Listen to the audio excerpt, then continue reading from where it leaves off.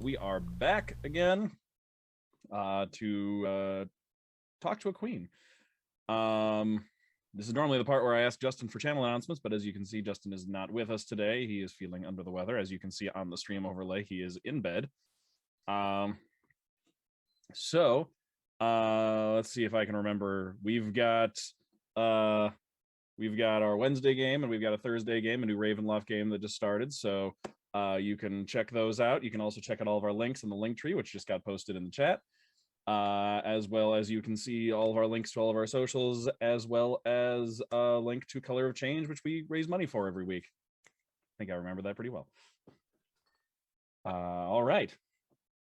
So jumping right into it then, just as the recap. So the party was at the ruins. They started at the ruins last week, just kind of finishing everything up. Realized, just kept getting from their various patrons and other such supernatural guides and other such things. Just got a bunch of just red flags about their hanging out in the ruins, and just generally were told like, yeah, if you keep staying here, it's not going to go well for you. So they're like, we should probably go. So they left. They headed off into the Stone Sea and started traveling north back up to the camp, the merchant camp. As they arrived, or on their way there, they encountered they identified something hiding in their path underneath the stones, and then rather than going around it, decided to dismount their elk, walk up to it, and essentially poke it with a stick, which it turned out to be a young Remoraz, a horrible, like, giant fire ice centipede thing that like lives in cold climates and is hot enough to burn people. I think it bit Viktoria. Is that who it bit? Yeah, it bit Viktoria for a ton of damage, and everyone was like, well, time to leave. So luckily Princess was able to, actually, the first thing that happened was Princess hit it with a fear effect, scared it, and it wasn't chasing anyone. But then everyone else also enacted their own plans and like hit it, pushed it back, knocked it down, like just made sure it wasn't going anywhere. But Princess had kind of already taken care of it. Everyone got back to the elk, picked everybody up, and then skirted around it and continued back north, just bypassing it entirely. They eventually then made their way to the merchant camp, where they saw that the place was pretty much packed up, like nearly completely packed up and ready to just be like moved and removed from the landscape. Ingwe's tent was still standing, though. It was like one of the last ones still standing. Made their way into the tent. Montblanc and Princess separated from the group. I think Princess went to check on the wagon train. Montblanc just like did not want to go into the tent with Ingwe, so he just kind of went off on his own. And so the rest of the other four members of the party went into the tent, where there was a couple people sitting there having tea with Ingwe. Immediately started just kind of laying into Ingwe. One of the people, a half-orc woman, stood up in front of Galina, who was in front, and it was basically just like, hey, cool your jets. And Galina was like, no, you listen to me. I'm a noble. And then she's not a half orc, she's a full orc. The orc woman was like, cool, I'm the queen of this country. What are you doing? Galina immediately backpedaled significantly on that whole everything that included some mild veiled threats, or just threats. I can't remember exactly, but it was definitely not friendly. The queen basically then said, here's the deal. I am deporting every Yorian in this place, sending just all of you back home. But you said you're in charge, so you are coming with me back to my capital so we can talk about what the hell happened here, because I found out that you Yorians have been sacrificing people on my land. I'm not cool with that. And then Ingwe was just kind of sitting there sipping tea, like, so that's basically where we left off. Just for some description of who's in the room, we do have, so there's the four of you. We also have the queen of Sveruk, who is a towering orc woman with like a deep emerald green skin, wearing the pelt of a polar bear, the full pelt of a polar bear draped over her shoulders, with the head. It's very similar to Montblanc, kind of, with the head kind of like coming down over her neck and like draping down across her chest. Huge, just thick tree trunk arms covered in tattoos. She's holding a spear, which is leather wrapped wood with an obsidian point at the end. And she's very much like it very much rests in her hand, like both gives the impression of a weapon, but also like, you know, like authoritative scepter of a monarch, as well as and then her long dark hair is pulled back into a collection of braids, which is like then tucked back into her furs, and she stands, I think I said, about 8.5 feet tall. So she is standing there right in front of Galina. Behind her is a bugbear, actually, a bugbear woman who is sitting there also drinking tea, like one seat over from the queen. Very tall and lanky, not quite as tall as the queen, like mid 7 feet range, or like low 7 feet, upper 6 feet range. Long arms that just like are kind of almost disproportionate to her body, covered in a like light brown fur. She has these basically goggles, like pushed up onto her forehead that they're made of some kind of, they look like some kind of bone, that are basically just completely opaque circles with just a slit cut in the middle of them, right in the center, to restrict light coming in. But she has those kind of pushed up, and her hood is down. She's also wrapped up in just like those very tight furs, that are kind of just like attached, like strapped on with leather strips, with a spear that is like thinner than the queen's and isn't, the tip doesn't look like it's obsidian, and she's kind of sitting there just like watching, but like her spear is propped up on the chair next to her, like easily within reach. And then on the farthest side of the room, away from the door, sitting with her back to the other side of the tent, like against a bookshelf, is Ingwe, just sitting there watching all this and drinking some tea.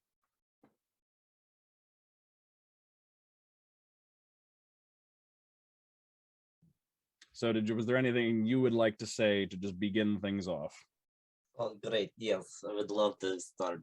Why not? I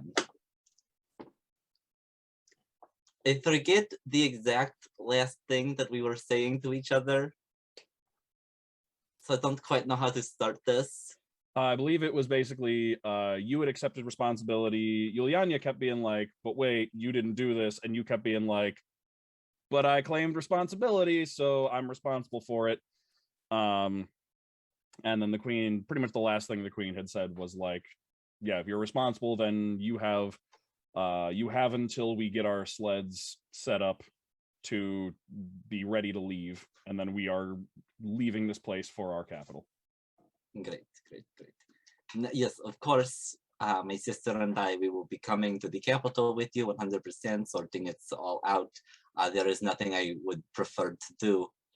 And I know we got off on the wrong foot. I'm very sorry about that. I usually have a much better hold on my temper.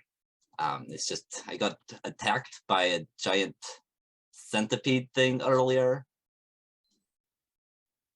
It was such dangers are part of this land.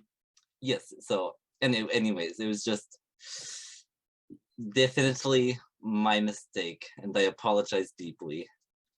But Galina, you didn't do anything. I mean, maybe you were a little rude, but we didn't kill anybody. We saved people. Yes, this is true. But and the also, queen should know that. I mean, your majesty, honor, grace. I'm not quite sure how to address a queen, but hello. We saved people. Yes, we just don't have the credibility to say that. Why don't we have credibility? Why not? Why wouldn't you believe us? Well, because Ingwe said what she said first. Who cares about Ingwe? Everybody knows she's a liar. Yes, I know everybody knows she's a liar. But while you're having this conversation, Yulyanya, you see the bugbear woman like set her tea down and kind of like lean out off the chair so she can like get a better look at you and just kind of like be squinting at you and just like staring for a second. We didn't meet. Hi, I'm Yulyanya of the Valley. I hear you're a liar. Oh, that's not Ingwe. That's not Ingwe. No, that's not Ingwe. That's not No. Ingwe. The Ingwe's bugbear. Ingwe's the woman that you talked to. Yeah, that's like, not Ingwe. sent you on your way. Oh, I thought it was Ingwe. Nope, Ingwe is the human sitting on the other side. Oh. No, the bugbear looks like she came with the queen. Ah. Well, Mhm. hi, Ingwe. I heard you're a liar. She just like raises a teacup to you and just kind of smiles. The bugbear though says, "Do you know a man who wears a wolf pelt and has one eye?" Are you talking about Monmon? I don't know his name. I just know his description. Some sort of large metal boat thing, anchor. I think. Do I know? I don't know. Do we know? No, I'm asking you- the small one. Yeah, it's just it also is making me think also if I maybe I mean, when I said Monmon, I was talking about the folk hero from the valley, Monmon the Great. He has an anchor and does things with wolf pelts. All right. Sorry, I was just asking because of your hat. My, what about my hat? Well, a man, a one-eyed man wearing a wolf pelt, and a small person who I think may look like you, saved some of our hunters from a beast that looks like. Oh, so it was you. Yes, I made this hat. Well, actually, someone made this hat for me, but I did kill it. I killed the beast. Yeah, and she looks up at the queen and just says, this one, this is the one who killed that the creature that you The heard danger about. kitty. And the queen like looks back at the bugbear and then kind of like looks past Galina and Viktoria to Yulyanya and just, I heard about this. My hunters say that the creature was stalking them, going after their prey, and nearly attacked them, but you and another defeated it and saved them?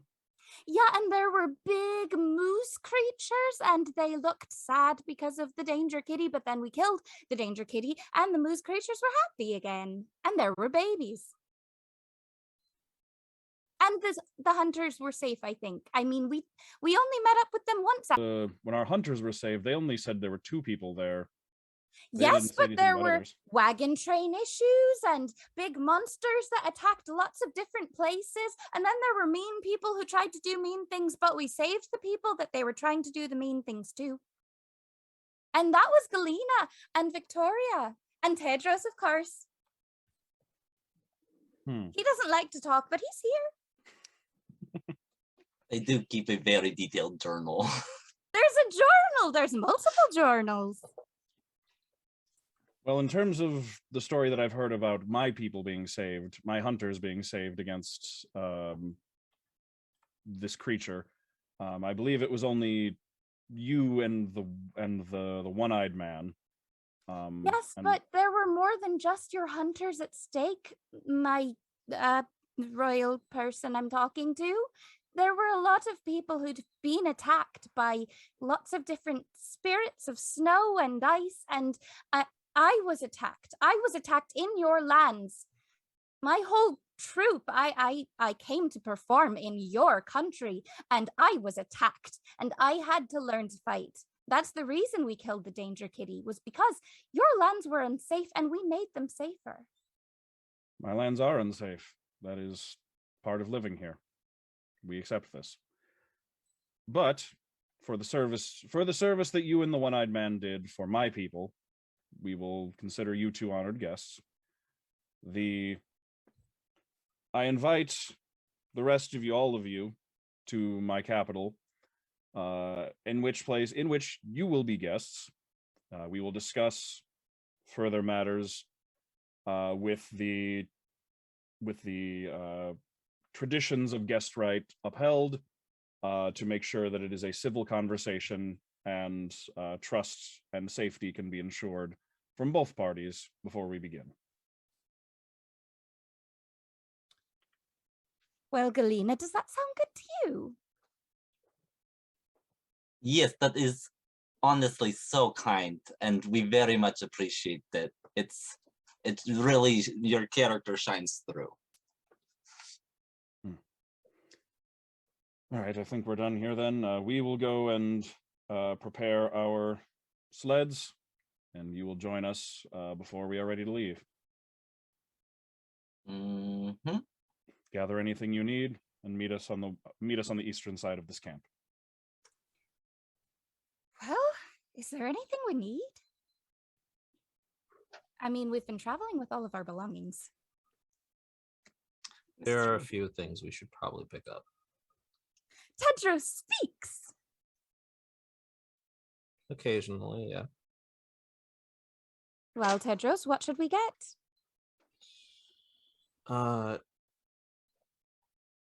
Do we have our leave to attend to our business before we go? Are you asking the queen? Yeah. Of course. Meet us by our sleds. That is the only direction I've given. Okay. Is there a time frame, or we should be prepared within the next quarter to half an hour. Thank you. And Tedros Tedros will step out of the tent and hold the flap back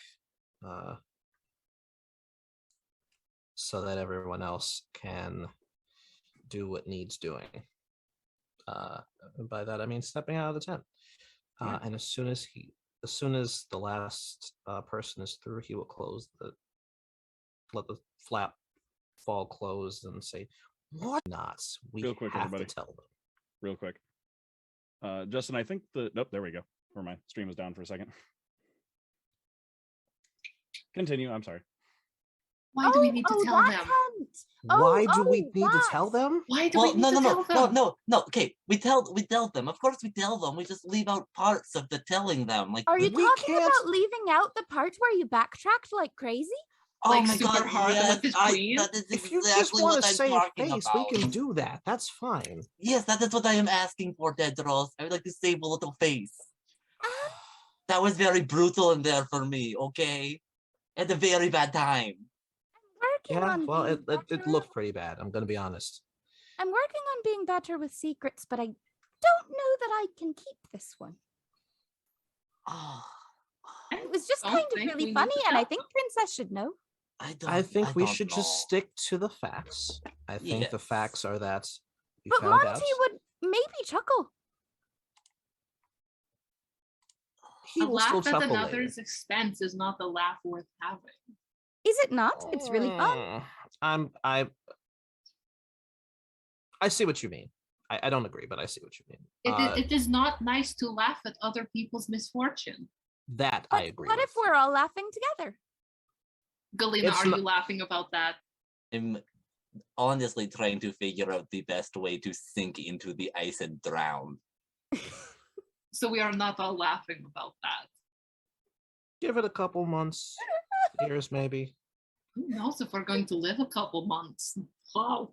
Anyway, let's get nice because we Galina are always, all going to live.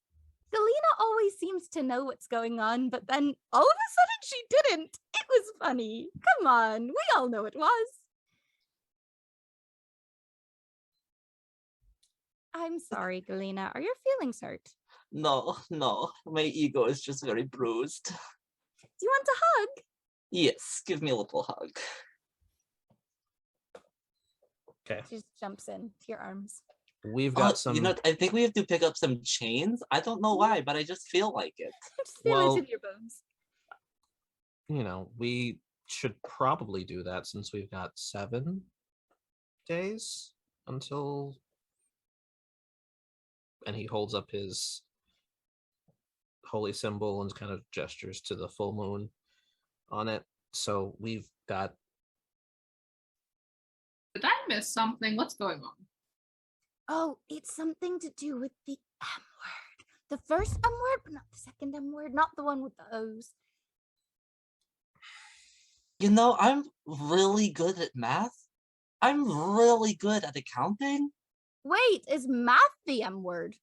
And Math it is not the M word, no. very frustrating that I'm very smart in certain aspects, and yet apparently very stupid in others.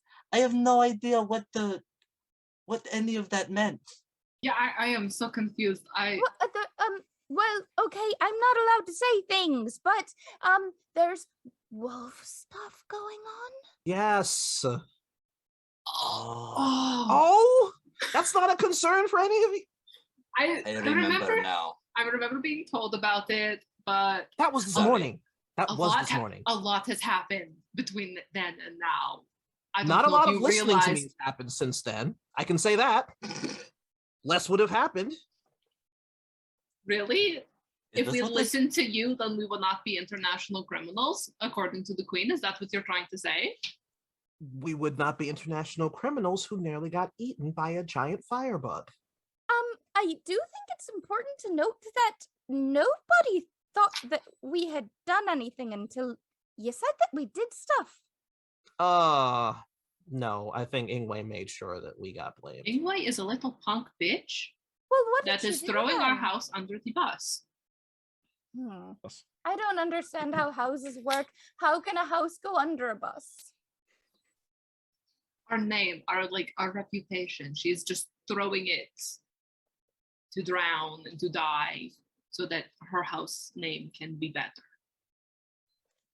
The alternative would be that her house would be in the exact position that she's trying to put yours in. So Exactly. Also, we haven't been having this entire conversation right beside the tent. I was gonna say, like, you haven't moved. You just like we walked moved. right outside the- We moved away as we were like. yes, I see. Okay, I was about to. The tent was stood about right to open. there. They were about to just walk right into No, we you. stayed right there. They can hear everything.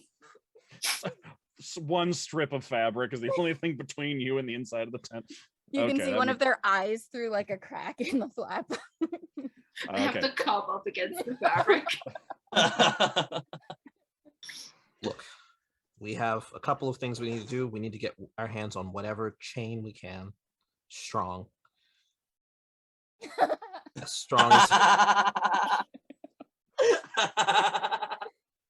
and Tedros is a little stiff, so he starts stretching a little bit. And recommends that everyone else stretch a bit as well. Okay. Why are we stretching? Let Victoria will stretch. We've It been ends up riding looking for a long really time. lewd. Oh, Galina yeah. straight up is not wearing much, so it's like she has to be very strategic about how she does it. Thank you. Now that we have stretched, we have things we have to do. Victoria, Yes, that is me. you are wonderful. You are fantastic. Aw, You are exceptionally skilled. You are also going to end up a ruined piece of meat if you don't put on some actual protective garments. This is not enough. We cannot. I'm serious. I can't. I'm just a little stressed out right now, okay? This was supposed to be the best. This would otherwise have been the best moment of my life. And now my friends are being accused of things that might get them killed. I'm just a little stressed out. Okay? So until we can get you there, I need you to be safe. Wow. That was a lot of emotion. Thank Really you intense. so much for sharing your emotions with me. I will do my best to I stay know safe. you will. I know you will. And I try not to talk about it because I know that you are trying your best. There should be maybe some furs that are a bit better bundled that would work kind of like hide or something. So we can do that for the time being. that should work a little bit better. I don't think there's anything we can do to, fashion wise, but we'll figure it out. We'll figure it out. Well, just because something is thick and comfortable doesn't mean it can't be fashionable. Right, but we have 25, 30 minutes to figure this out. Yes, but Viktoria looks good in everything. I agree. Thank you, my dear. Thank you. I'm loving this right now.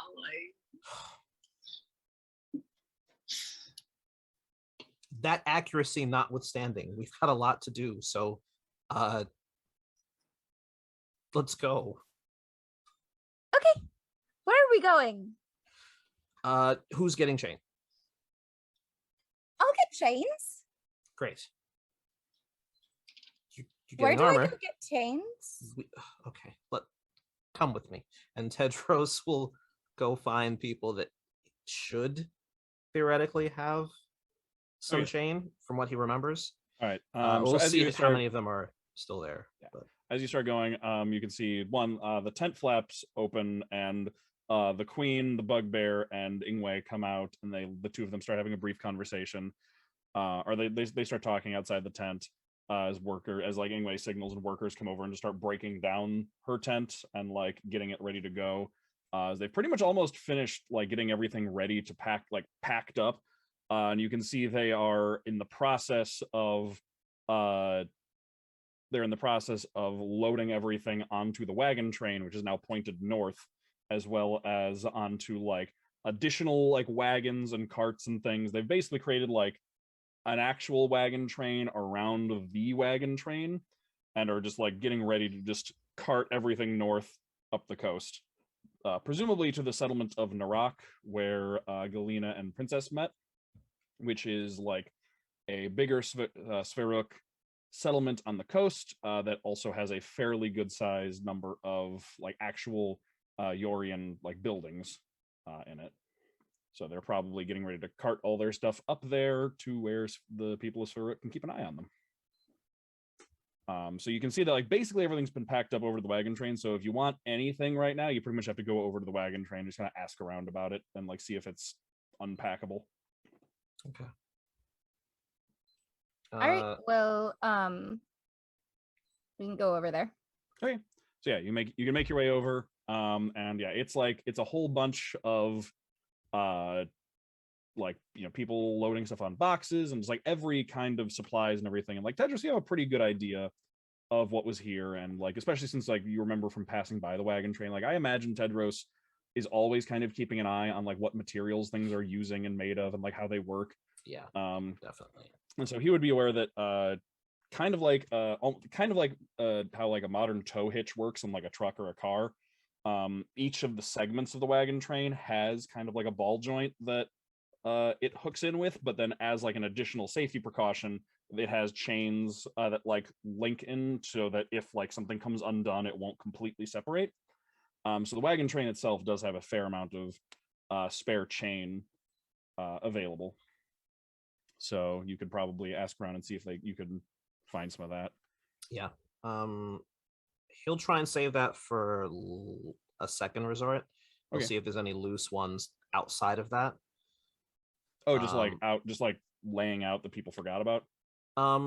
That too, but he will try not to take the chain from the wagon train because he knows what purpose. Like no fantasy OSHA violations here. But I mean, no, they have spares. Okay, yeah. Spare Okay, then yeah. Like, okay. So can we go up to like one of the workers? Mm-hmm. Yeah, and they like do a quick double take as they see you. Oh, excuse me. Yes. We need chains, and we see that you guys have chains for your wagon. Do you guys have any spares? Yes. How much do you need? How much do we need? We have an issue. We have some larger creatures that might need to be restrained. And we were hoping to have enough to restrain these larger creatures. So I don't know whatever you would need for maybe like a full-grown person times 4 or so. Oh, that's what the chains are for. I don't really know much about Yes. chaining up creatures, so I'll let's go with maybe a couple dozen yards, like 2 or 3 dozen yards. Well, of chain. Tedros, what if we stood together with our arms out and then we'd be about as wide as one person and then they just wrap it around us a couple of times and we see how much we need? Okay. Sure. how about you said 3 dozen yards, you said? Yeah, sure. We'll go with that. Sure, yeah. I'll just get you that. Let me just okay. get you that. Yeah. I'll just grab that. Yeah. And then they go running off, and they go. You can say they like pop open a crate, and they've got some spare chains and everything, and they bring them over. The only issue is that they are in 5-foot segments because that's how they are like used on the wagon train. So you get 24 5-foot segments. Great. However, Tedros, you have with your tools, given like a forge or some kind of like big enough fire with a bellows, you would be able to like pop open some chain links and reattach them so that you could turn these all into one length of chain. You would just need some time and access to a forge. Okay. Also, Justin, right. new window incoming. All right. Thank you. Yeah, this is yeah, thank you. That's great. Yeah, no problem. Yulyanya, you want to help me with? There's a lot of chain here. It's a lot. Yeah, I'll take some. Great, awesome. Just Here, just put them in here. She's just holding out her bag. all right, and he'll drop maybe about half of it. Not half. He'll drop like a third of it in there. Okay. No, you could totally drop half in there. He's just trying not to like give her like 50 pounds of chain to carry around. Yeah, let me see what we've got for let's see. Chain, where is it? Chain. So Okay, much 10 feet of chain. weighs 10 pounds. So you've got 120 feet of chain, so that is 120 pounds worth of chain. Yeah. So Tedros will give her some and probably drag like 80 pounds of chain behind it. Okay. All right. So you two are doing that. Galina and Viktoria, anything you two are doing? Can I do some kind of insight check to see if it would be possible to go like persuade the queen to do something? Oh God. What? Okay. Tell me what it depends on what you'd be persuading her to do, honestly. I want to try to persuade her to head back to the ruins before we go to the capital, because it'll like help clear things up for our conversations in the capital. But I also know that I like got off on the wrong foot with her, so it's like roll me a now not a good time. Roll me the insight check. Great.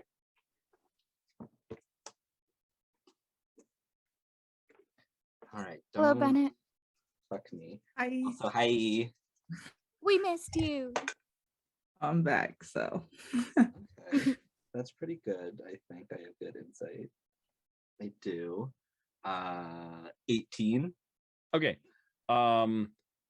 Definitely seems like she's not in the mood to divert course. I'll also tell you that like with that insight check, just like I'm thinking about the queen, she seems like additionally agitated on top of everything else going on. Like it seems like there's like an extra layer of agitation, like multiple extra layers of agitation and just like annoyance and exhaustion, and just like you're not even the biggest thing on her priority list right now. So like, all right, so who's about to seduce this queen? So like, that was plan C. Oh my God. Seems like she is eager to get back. However, seems like a reasonable person. So like bringing up the idea of the ruin, there being information at the ruins is probably like at some point, maybe now could be beneficial. You said maybe now?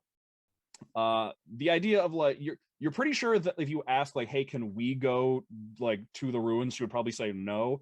But like if I like phrase it like hey, there are these ruins, a lot of like the misunderstandings happening here can be cleared up by the ruins and the people who are still currently there. Then that would probably be a better thing to bring up with her. Yeah. Okay.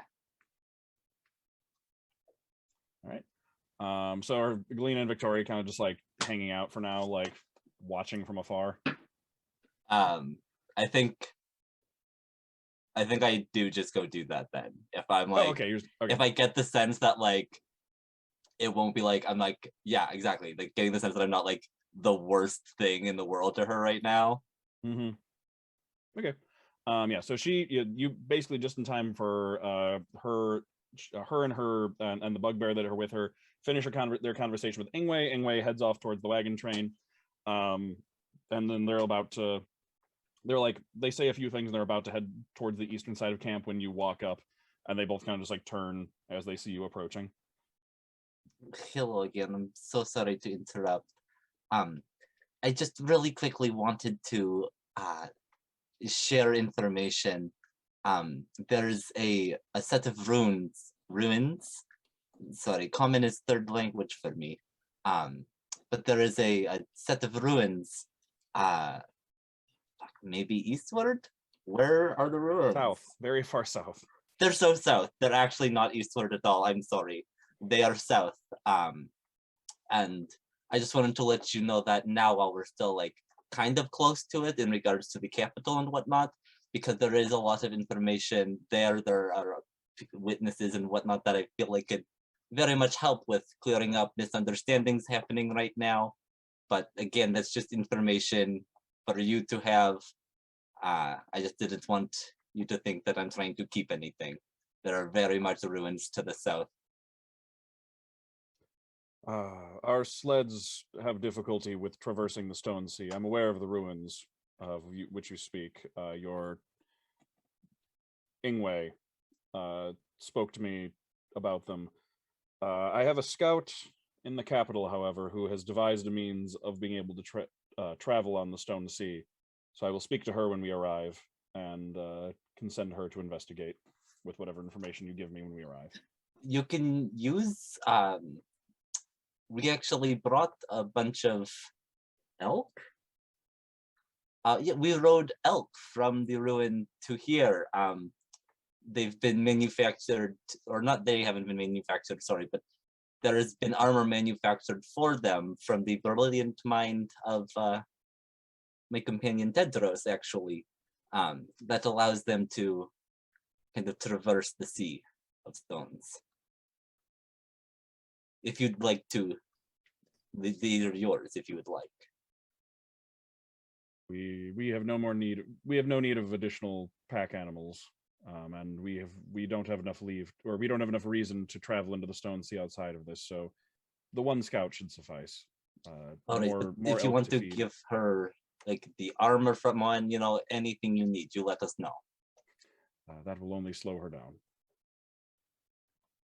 Wonderful. Okay. Well, this is the information I came to present, and I don't want to take your time up anymore. Thank you. And the two of them turn and start heading off towards the eastern side of camp, which from here you can see now. You can see basically the real existing equivalent is dog sleds, but instead of being pulled by a team of dogs, they are all being currently in the process of being hooked up. Actually, there's 4 sleds. The one is larger than the others. It's kind of like one very large one kind of like still big but not as big one, and then like 2 regular sized ones. And you can see over in this collection of sleds, 2 of them are in the process of being hooked up, and you can see a where are they? You can see an elven woman, based on like pulling the hood up so you can like just see the ears briefly. in the process of hooking up a team, and then a very like a just burly looking tabaxi who's got her hood down, but wearing goggles similar to the bugbear that you saw. And they're hooking up, instead of dogs, they're hooking up a team of large, like 50-pound gray-furred fluffy cats. They're hooking up a team of lynxes instead of dogs. So cute.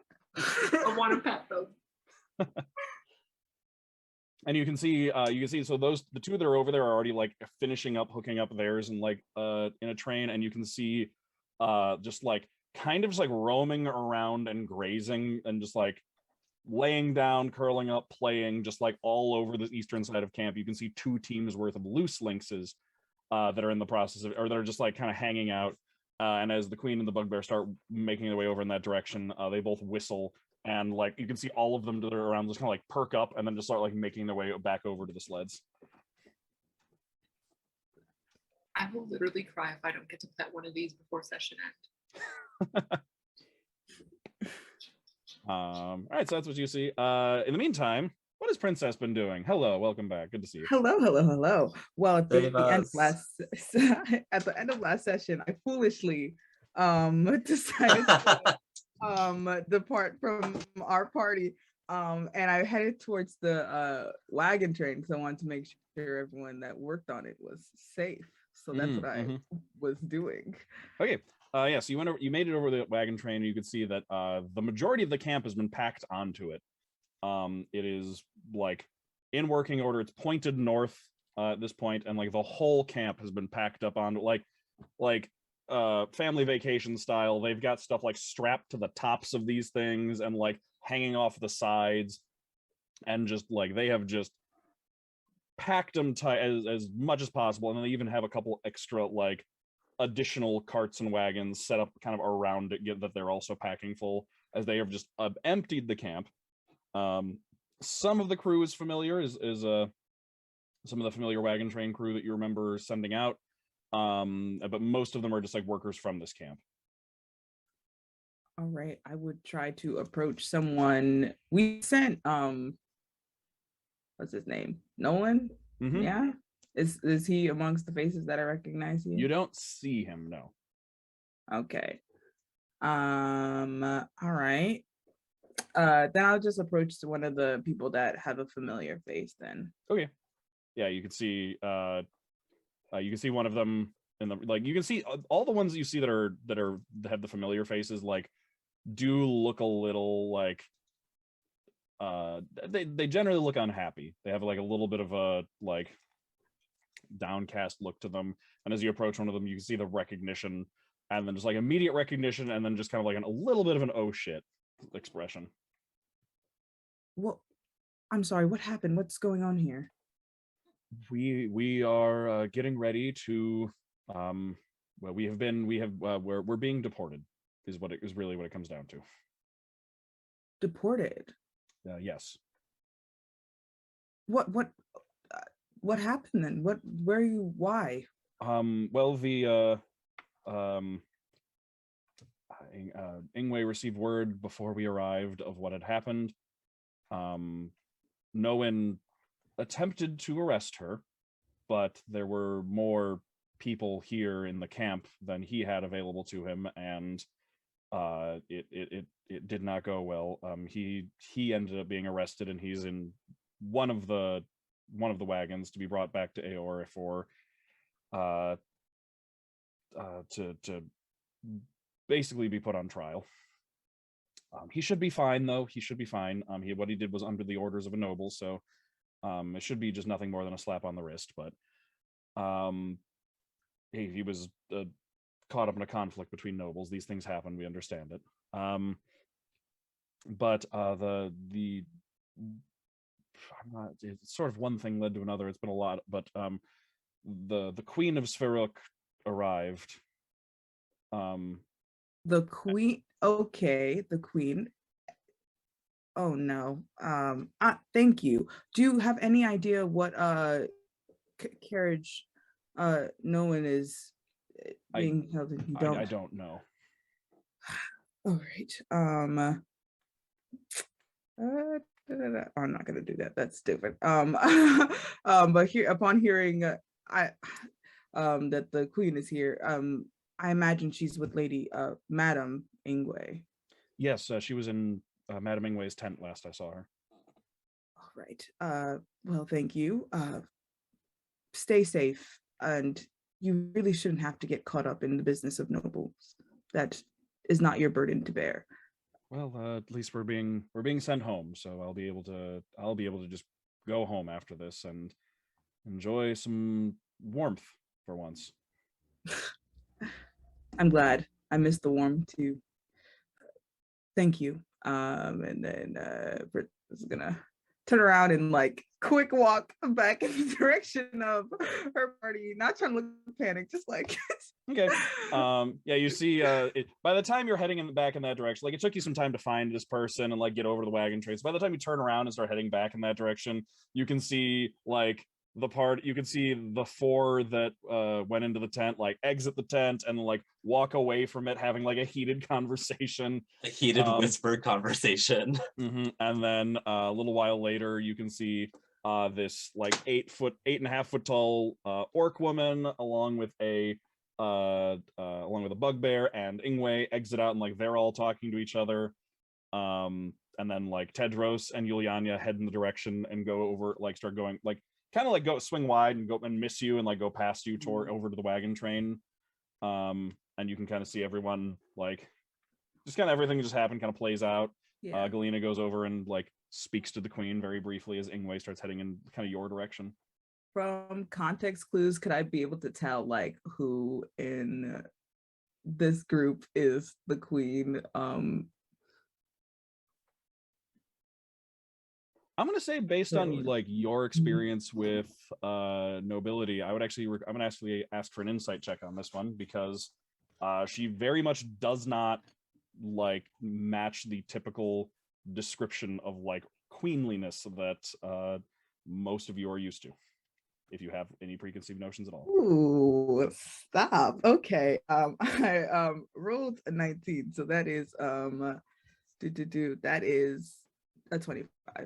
Oh yeah, you can tell that orc lady right there. That's you just the way she's holding herself, the way other people. It's the way other people react around her, the way that she's doing most of the talking. Just like no, that if there's a queen here, that's her. All right. And you said Madame Ingwe is coming towards my direction. She's like in your direct towards the wagon train. Like is gonna pass you. Like not coming to you. Like is going towards the wagon train. I'm gonna let her pass me, and then I'm gonna try to stealthily follow behind her. Kind of hard because it's kind of just an open snowy field. Okay. Yeah. All right then. I'm just gonna let her pass me then, and continue on. Stab her. Like, there's her. Can I get a vibe off of her? Like, roll me an insight check. Roll me an insight check to vibe check. Oh my gosh. Okay, that's a 21. Okay. Ingwe is it's a layered expression from what you can see. There is a it's like two conflicting emotions kind of happening simultaneously. You can see that there is a kind of constant undercurrent of like panic going on since like everything that she'd been working on this whole time, like everything has been uprooted, like y'all messed with everything she was working on. But you can tell that in this current moment she feels like she's winning. Like she feels like she is managing to like ride the wave that she's on, and you can also like you can see a little bit of like exhilaration in there. Like you can see that like with everything that's happening right now, like there's almost this like adrenaline junkie kind of like thought process going on right now about just like, oh, I can do this. Okay. So after I pass her, I'm gonna Mhm. cast my special brand of message. Send her a creepy message in her ear. I'm gonna say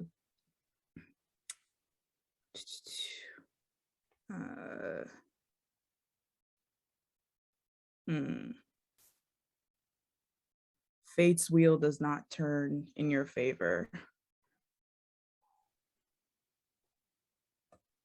See, she just like jumps a little bit and then just like stops, looks around, and then like she looks around like mostly close by her because just like it sounds like it was right in her ear, and just kind of like looks around, pulls like her coat a little bit closer around her, and then just like hurries off in the direction of the wagon train to get like just among people.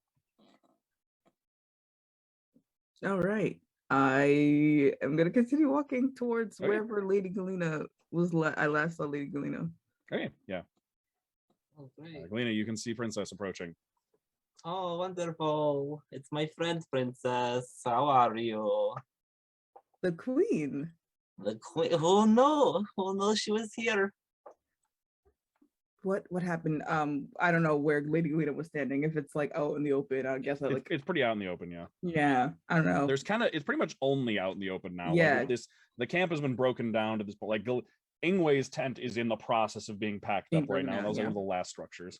Okay. Then I'm just gonna get like, I don't know, up in your personal space then to like have a hushed conversation, especially because I'm so short in comparison to you. Yeah, I'm just what happened? All right, I threatened the queen immediately.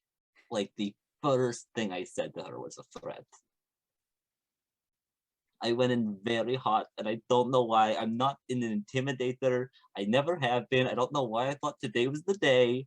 I fucking bungled it, is what happens, really. Just really is what happened. So now, I don't know, maybe we're all gonna get hanged, but probably not all of us. Probably just me and Viktoria. So that could happen. I don't know, maybe they're not the hanging type. Maybe they're just like, maybe they're big axes, which I mean, Viktoria might actually enjoy. Oh, but also now I have to go to the capital. But I feel like we were going to the capital anyway, and I don't know. It's very hard. Everything's so much harder than I thought it was going to be. Sorry, this is not Princess's reaction. This is me trying to keep it together. Princess just kind of just looking up at you like, okay, we're taking in new information. All right. Well, you are not dead or in chains at the moment, so there's hope for you yet. I don't think the capital. Yes, we were going to head back that direction, I believe. So I guess, you know. Right, now we have a ride. That is true. Has anyone told Montblanc about these new developments? No. All right. Well, that should be.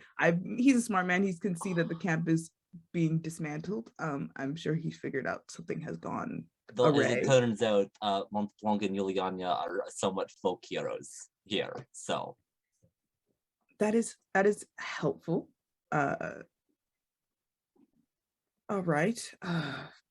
That I'm not gonna ask any questions about that. All right.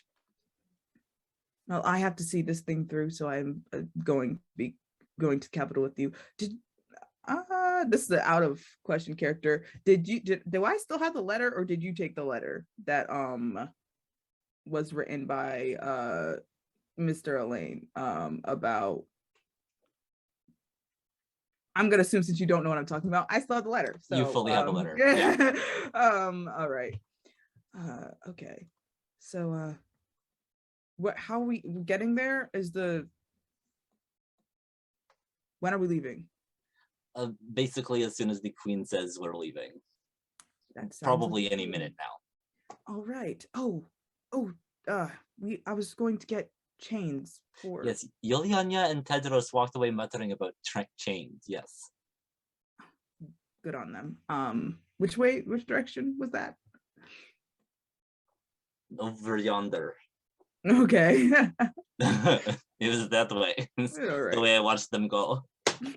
Yeah, back like you can see them like back over now, like they're in the process of actually like loading up chains like into a bag. Oh, so I'm gonna like you guys already like this also out of character. You guys already like said who's carrying them. I feel bad having you guys carry them because they're not for you. I have a third of the chains in my bag. And then Tedros is just kind of like dragging the rest of them. Okay, seeing Tedros dragging chains, I'm assuming this is yeah, okay. Well, I can't carry them all, but I can carry some of these.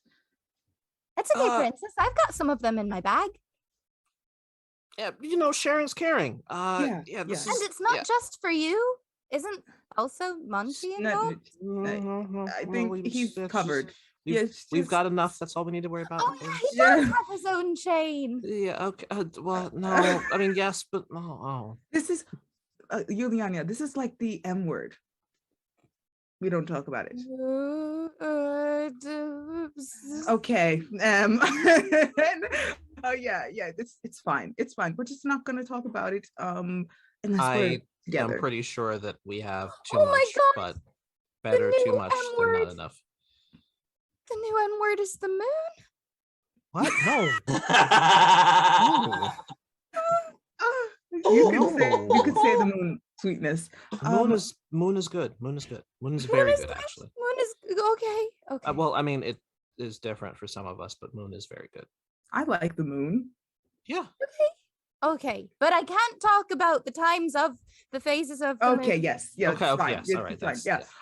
And then Princess is gonna like take half of the chains from Tedros and sort of like, I don't know how big these are. They're pretty good sized chains, but they're 5-foot segments. So they're like it's like it's not one big coil you can like conveniently loop up. It's just like a bunch of just like spaghetti noodles. Okay. All right. I feel like I'm strong enough to just throw spaghetti noodles on my over my shoulder. Yeah, definitely. Yeah. Okay. So I do that. And I guess head in the direction of wherever we're departing from. Okay. So let's see. Viktoria doing anything? I'm vibing by the train, waiting for the queen to tell us to go, and also like trying to scope out a good place to sit. If we're on like the little cat sleds, or if we're actually like in the train, I'm trying to figure that one out. Well, the train and the sleds are in two completely different directions. Well, I don't know which way we're going, so I'm trying to figure that out. So the queen said the eastern side of the camp. I will find the eastern side of the camp. Okay, so Victoria just figures out where the hell you're all going. And scoping out a seat. Okay. One of the queen's people goes and gets Montblanc, and whatever is said to Montblanc, it convinces him to come with. We'll never know. We'll never know. Wow, I feel like I've never seen Montblanc agree to something so quickly before. Yeah, he's probably grumpy as hell about it. Well, I mean, like, based on he probably got a very different invitation than the rest of you. He got a Yulyanya style invitation of just like, hey, you saved some of our people and you're kind of a hero. Like, they hit that for killing monsters. Like that's happy Montblanc time. Like Montblanc is like, I kill monsters to help people. And these are people like, hey, you killed a monster and help people. Like, you want to come, fantastic point. You're a guest. The validation he's looking for. Exactly. So that kind of just happens. And then he's like, oh, okay, cool. So then are all of you making your way over to the sleds? Yeah. Okay. Then all right, so you make your way over. Like I said, they're basically just dog sleds. They're actually made up of a combination of wood and bone as the primary structures. From what you've seen out here, trees are very hard to come by. So Four of you have actually been near native Spheric settlements, which would be Galina and Princess saw them up in Iraq, and Yulyanya and Montblanc both were like passed by the capital, so you would know that like bone and leather and like animal parts are very much a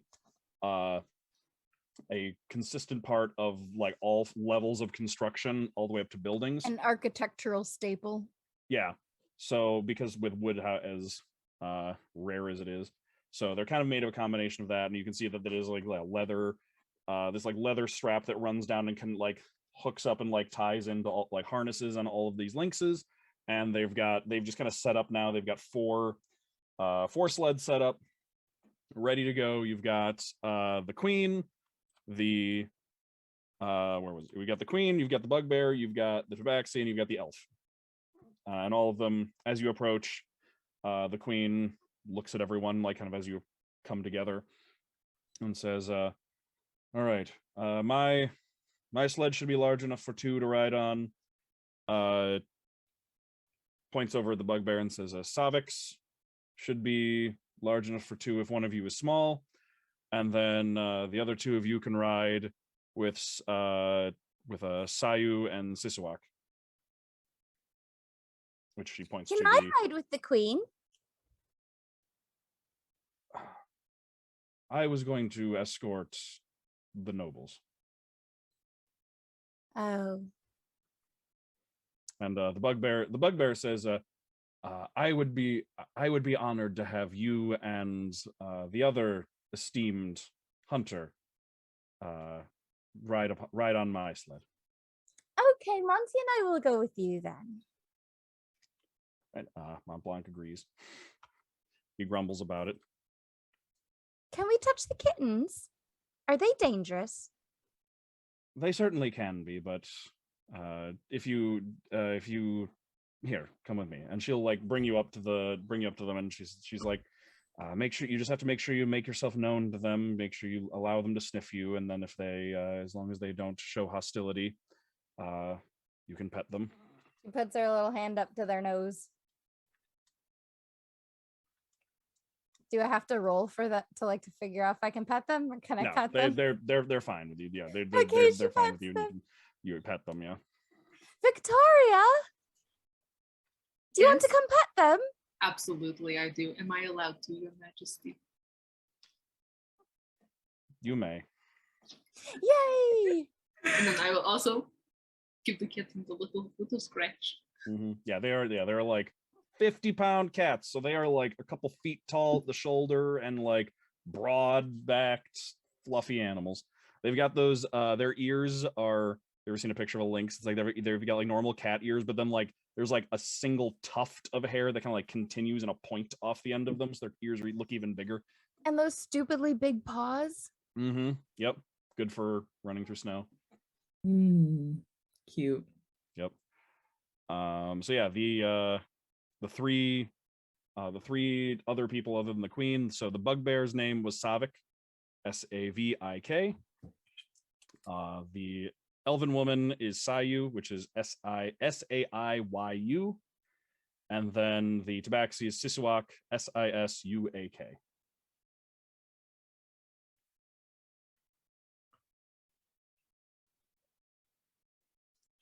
And yeah, so that leaves Princess and so the other two have like single occupancy sleds, and that leaves Princess and Tedros to just pick elf or tabaxi, basically. Okay. Before Princess gets on, she's just gonna go up to Galina and like sort of like hold on to her and like, don't fuck this up. Just quietly. You're right. Yeah, and walked away. Fucking brutal. This has been such a hard day. I don't know. Who do you want to ride with, Tedros? Tedros will kind of shrug, Okay. but he will lean in a little bit closer, just so that only Princess can hear him and say, "Did she explain what's going on to you?" Vaguely, yes. I have a good sense. Okay. You good? Yeah. Just want to make sure you do. I am. Thank you. Okay. And then, what would you the Savu is what you said with the Sayu. Sayu. Okay, then I will go in that direction. Okay. Yeah, she's the one that's like the most bundled up out of all of them. Like she has her like fur hood pulled up to like basically just like right around here, has like a cloth pulled up over her, like up over her nose, and then just has like those same goggles that Savik was wearing on her head, just like already pulled down. Right. So you will be riding with me. Yes, you can call me Princess. And I'm Sayu. Hi. Pleasure to meet you. It won't be comfortable, but it will be fast. I could do fast. Make sure you hold on. And all of them are directing you to basically like, so, you know, it's like a dog sled where like you stand, like the driver stands in the back and they've kind of got like a handle and they've got runners to stand on.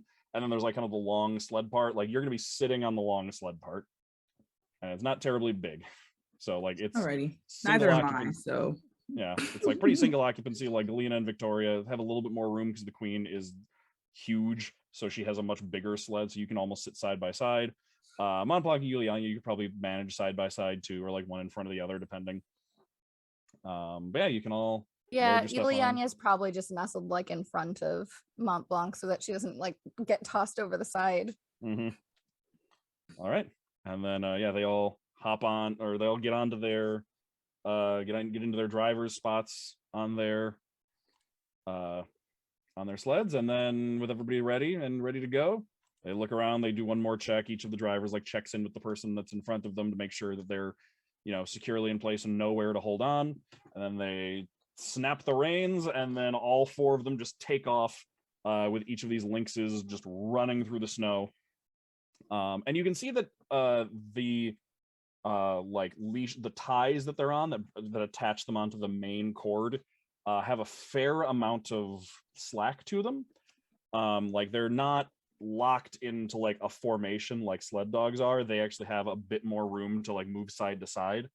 And you can see that there's a good amount of training involved in this, so they don't like tangle up with each other or bump into each other or anything. But as they start running over the landscape, you can see that they're very well suited to the uneven and just like constantly rising and falling snowy landscape as these cats just kind of like run and leap and like move side to side and just like naturally pathfind their way through all of this. And like some of they take different paths. They're not all following the same thing, but like they follow enough of a general path that the sled is able to follow along behind it. And it's a bumpy ride, so like you're, you know, going through a lot of fresh powdery snow, bumping over the landscape, going up and down over hills and things like that. And you were going pretty fast, not maybe as fast as the wagon train actually, which feels much faster given the fact that rather than being in a carriage, you are sitting on this like flimsy feeling piece of wooden bone that like has you a couple inches above the runners, where the snow is like flying by like just past where your hands are holding on. It's kind of like how going 20 miles an hour on a bicycle feels way faster than going 20 miles an hour in a car. Like just that proximity to everything, and the fact you're kind of exposed to the elements and you can feel the air on your face just makes it feel like you are just flying through over the snow. And the four drivers have all just completely like, this is just run of the mill day to day, like nothing new whatsoever.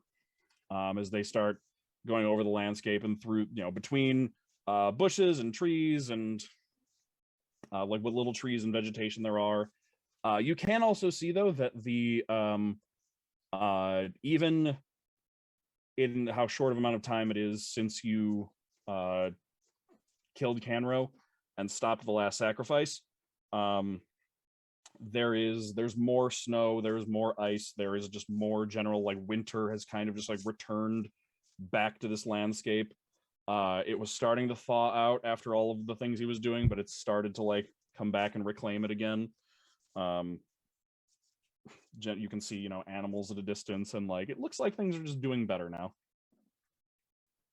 So they're making their way over the landscape for a while. You're traveling for a while, and then you come to a point where you kind of like sweep up this hill with like a pretty sheer rocky face going down the side, with a few like bushes and trees clinging onto the rocks, like in the way that plants can grow just about anywhere.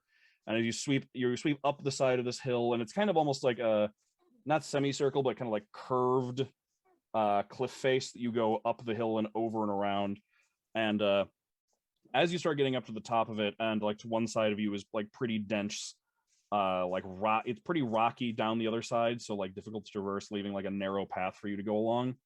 As you're going along that, you can see a pack of 6 wolves make their way out onto the path in front of you, and like just kind of like stand there, hackles raised and like mouths open, teeth showing, standing across the path in front of you. And all 4 of the drivers like pull on the reins and like slow to a stop, looking. You can see them all looking suspicious, but if you look back, you can see the queen most out of all of them looking just pissed.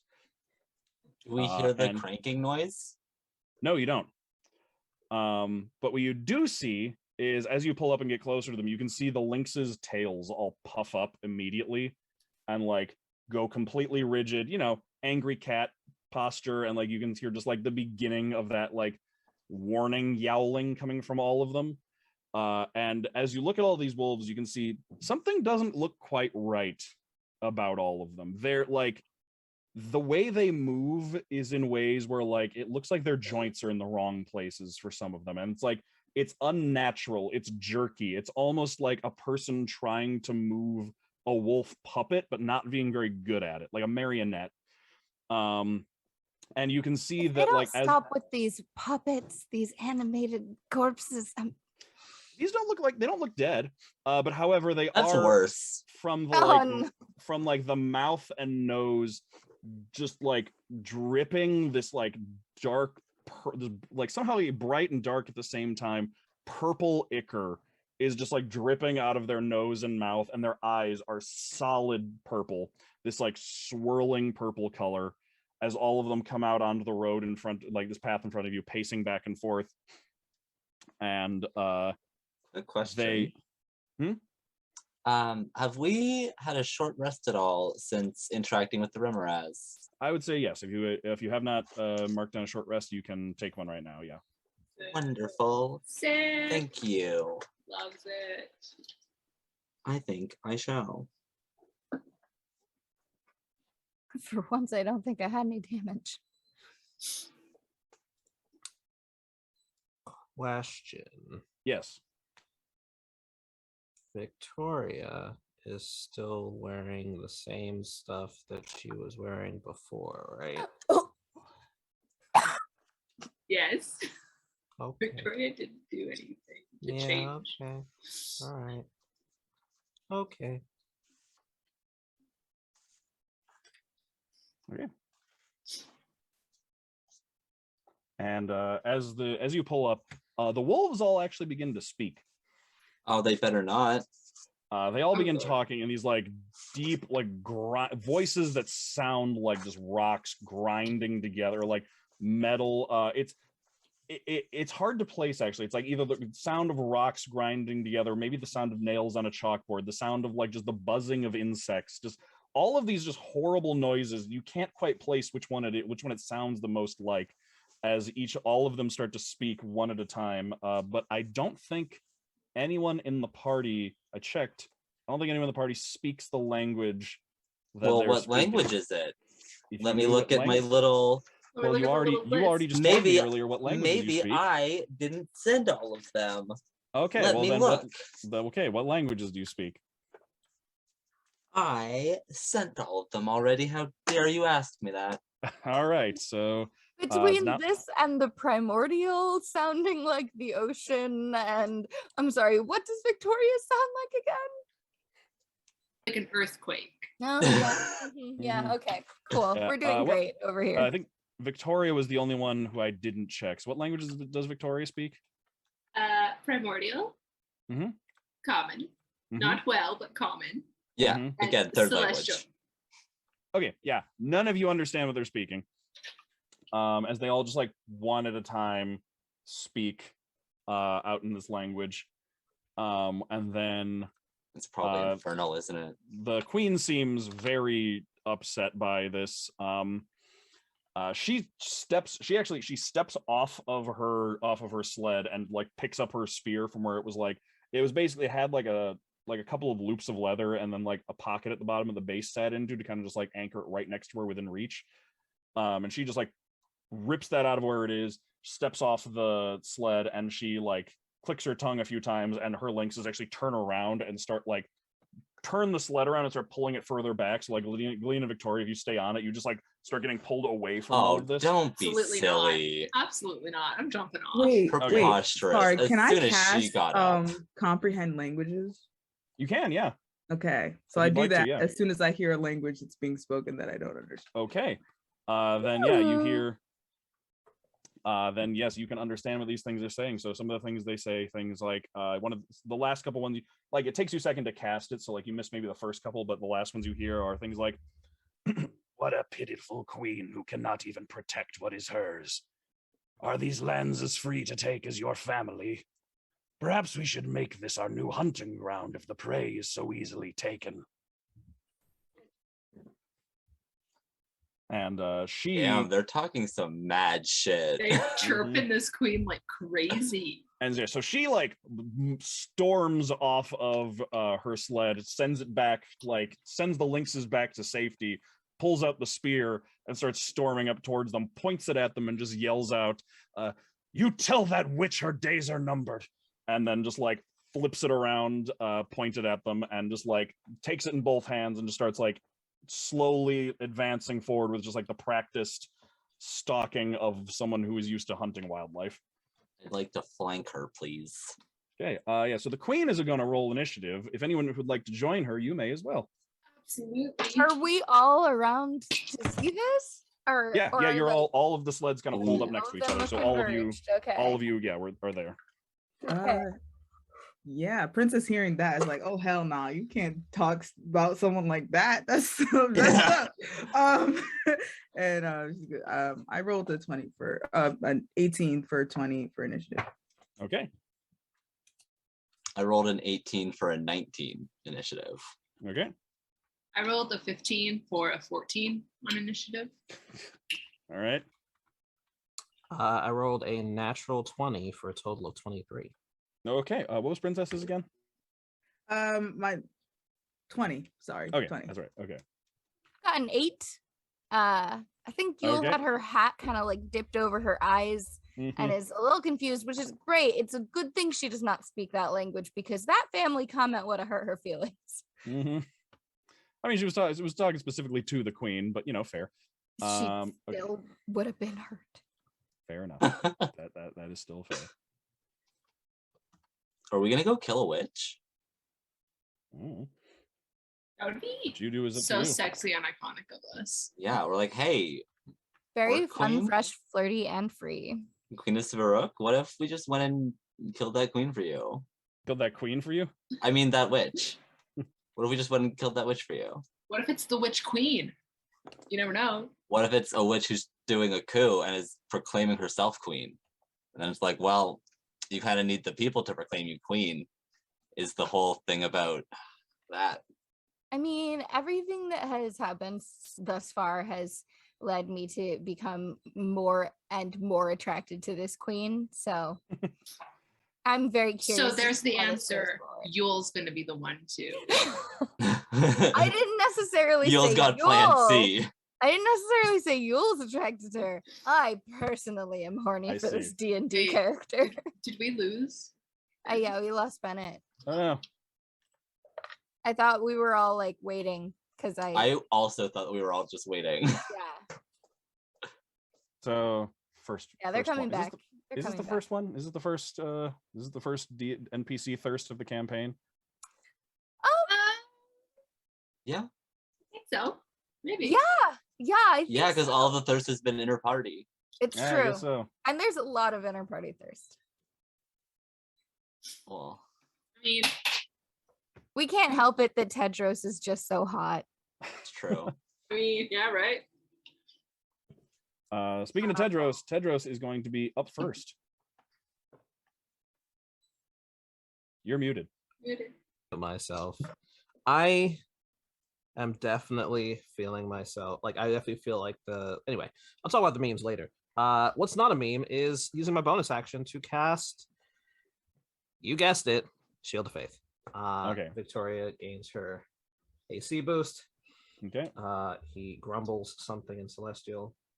I need to just have like a permanent little sticky note in my book that I can just like move from page to page with.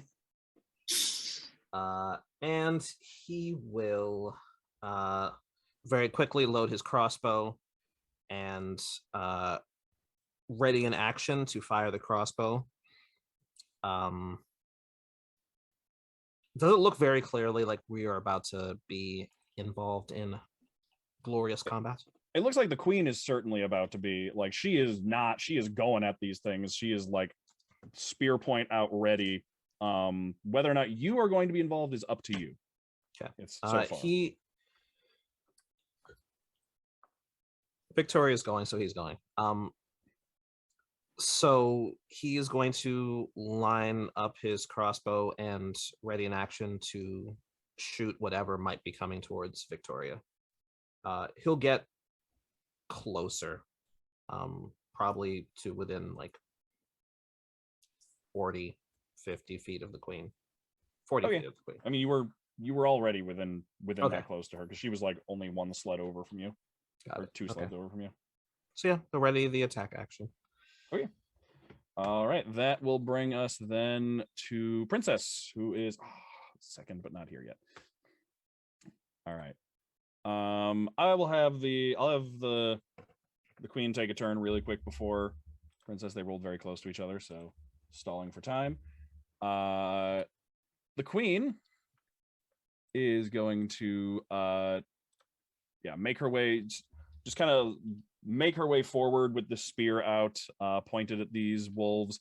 Is going to make her way over, like, up the first of them that are kind of already they're kind of spread out in like not like in a curve formations. Like one of them is closer to the front, and she is going to stab at one of them with her spear,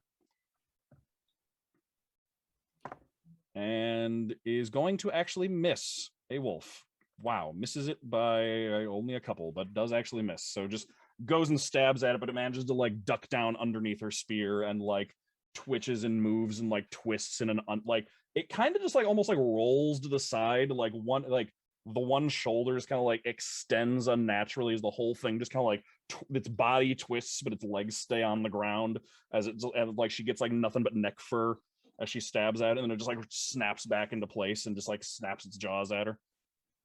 And then she just snarls back at it, upset that happened. But yeah, that is her turn. Let me just see.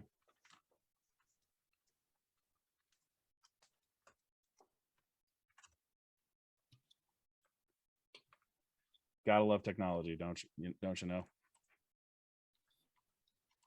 I mean, we could talk about the memes. We could pause. We could pause to talk about the memes for a second while we wait. No, it was the Gru meme where he's like showing the stuff on the projector, and the one I'm thinking of, which I was like, that's not gonna be me this week, is the one where the first three are blank and then it says, I forgot to unmute myself. Oh. I'm doing well. It's a really good one. Mm-hmm. I don't know what to do. Painfully accurate. But you were just saying that you're feeling yourself because of Tedros. What? We were talking about how hot Tedros is. What? No, we Yeah. weren't. Yes, we definitely were. not. No, we I were. was We not. absolutely all were. I remember talking about that actually. This was a point of discussion. on that. I think while Viktoria was getting in trouble, Galina did just out loud in Primordial go, "That was kind of hot." Victoria definitely would have nodded. So it looked like she was agreeing with what Tedros was saying. She was really agreeing with what Galina was saying. I see.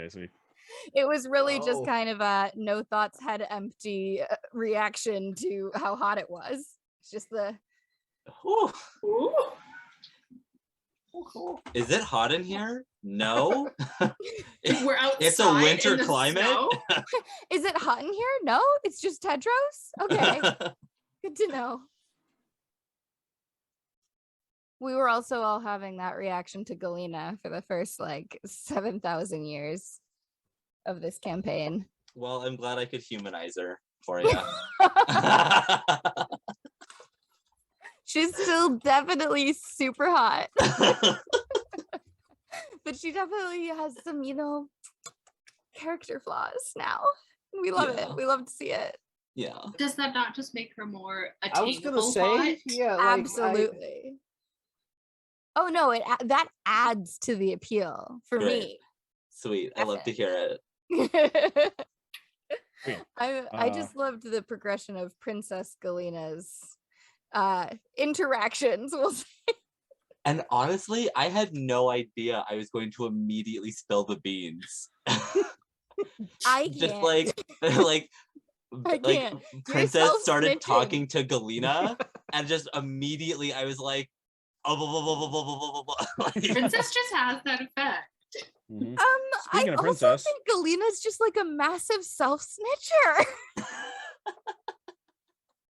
I know you're only 5 months old, but come on. Yeah, she's like a toddler who tells on herself all the time. Yay, we have Bennett back. Yay! There we go. We stalled. Woo! Hey, I love to discuss the memes, so anytime you guys are interested, hit me up.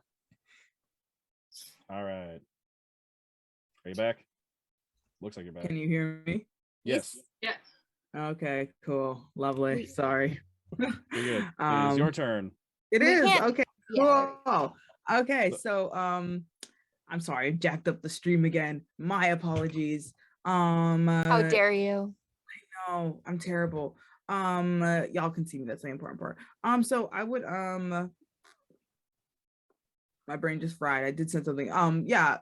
So how far away from the queen and Galina am I? You're all pretty much within a movement of. So the queen on her turn moved up and stabbed at one of the wolves but missed. So you're all basically where you stopped are within unless you kept riding the sleds back, which I suppose I should ask about. Did anybody just stay on the sled, or did everybody just disembark and I think Monty stayed on the sled. Yeah, sounds reasonable. Sounds like something he would do. Yeah. In the face of monsters. I mean, do these classify as monsters? I don't know if he would. They say certainly that. look. Oh, so I forgot speaking. They're speaking. I forgot, and what you missed, I think, was when the queen missed her attack. Its torso twisted. It's whole torso and head kind of just twisted to the side to roll out of the way, but its legs stayed on the ground. It's really gross. Right. Let's just say that seeing as I rolled just absolute crap initiative because Yul was confused and distracted, maybe she was jolted by the stop and stood up and was blocking Monty's view of all of that. I just don't think he saw it. Yeah. He just has no idea what's going on. Yeah, sounds He's accurate. one of those ones that sleeps when it's moving vehicles. And he's passed out. He's dead asleep. Oh my god, just knocked out. It's like when you take a baby around the block in the car seat. Just conked. Oh my gosh. It has been a very long day for him and all of us. Oh my goodness, poor boy doesn't even know what's going on. Anyway, so yeah, I'm gonna use my full movement to what can I do? I think that's an action. Yeah, I'm gonna use my full movement and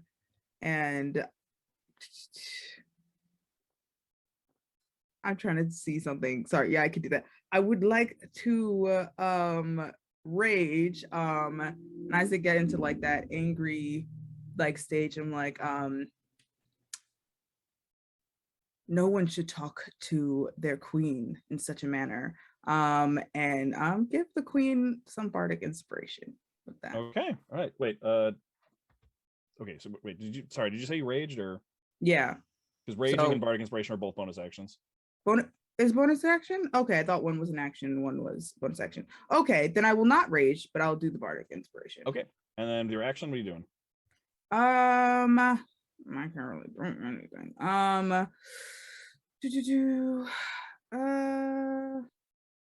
don't think I am close enough to do anything. If you get right up to next to the queen, she just attacks, so you would be within range. Okay, so I would be able to attack. Okay, Yeah. so then I would attack. I would use my good old sickle and take a swing at the creature in front of me. Okay. Sorry, rolled up the table. That would be that'll be a 16 to hit. Oh yeah, that hits. Okay. 1d4. I'm just gonna.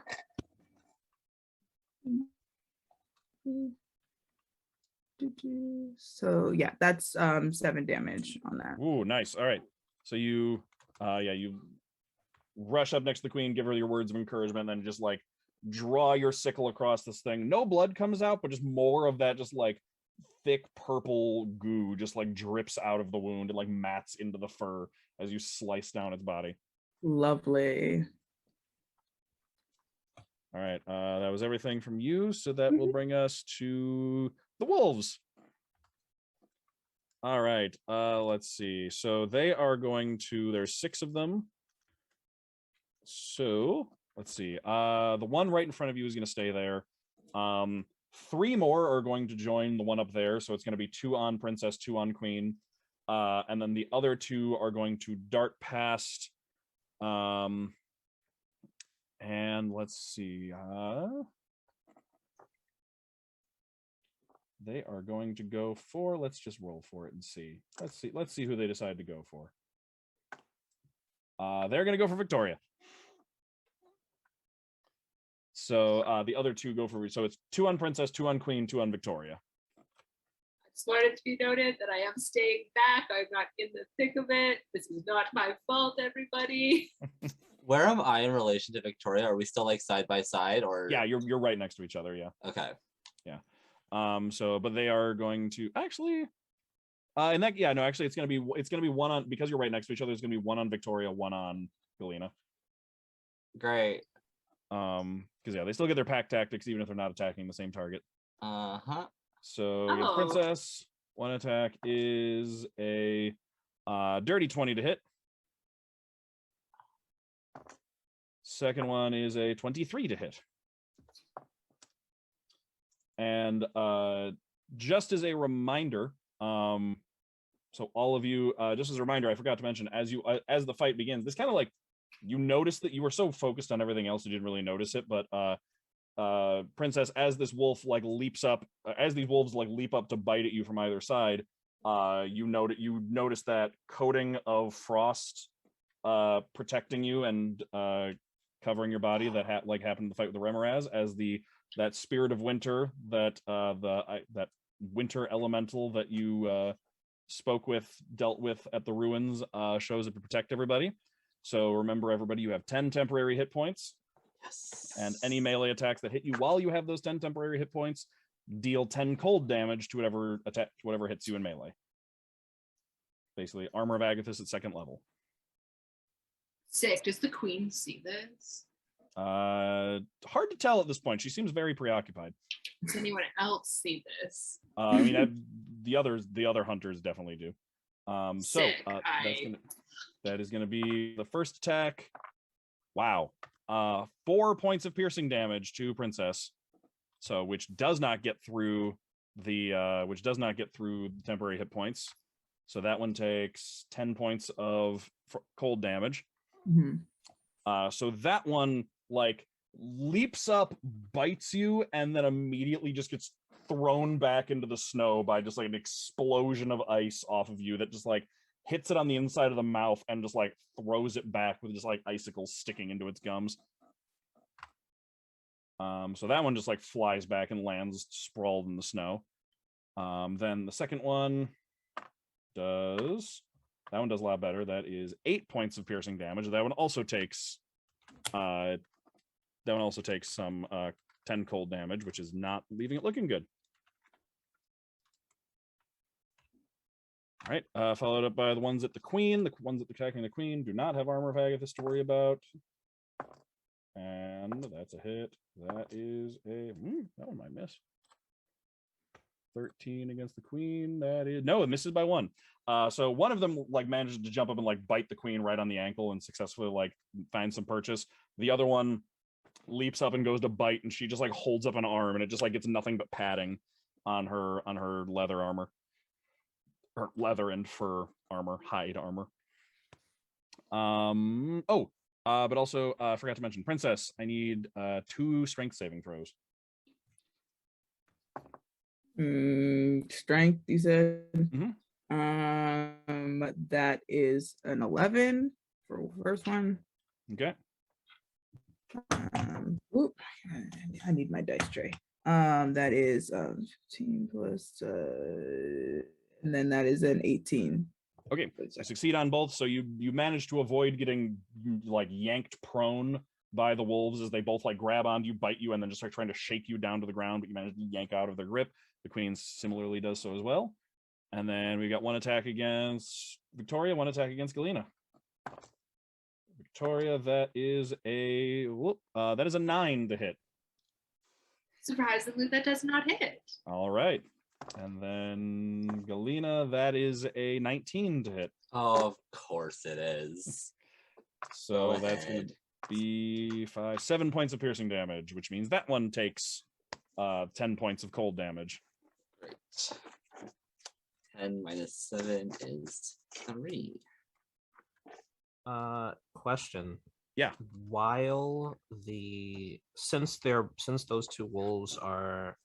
Viktoria and Galina are next to each other, can Tedros just aim it at the one attacking Galina instead?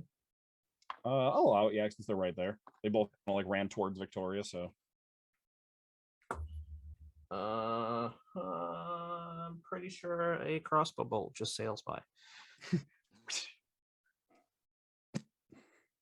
Okay, because what'd you roll? I think it's an 8. Total. Okay, yeah, no. Below 10 doesn't hit anything but an ogre. Yeah.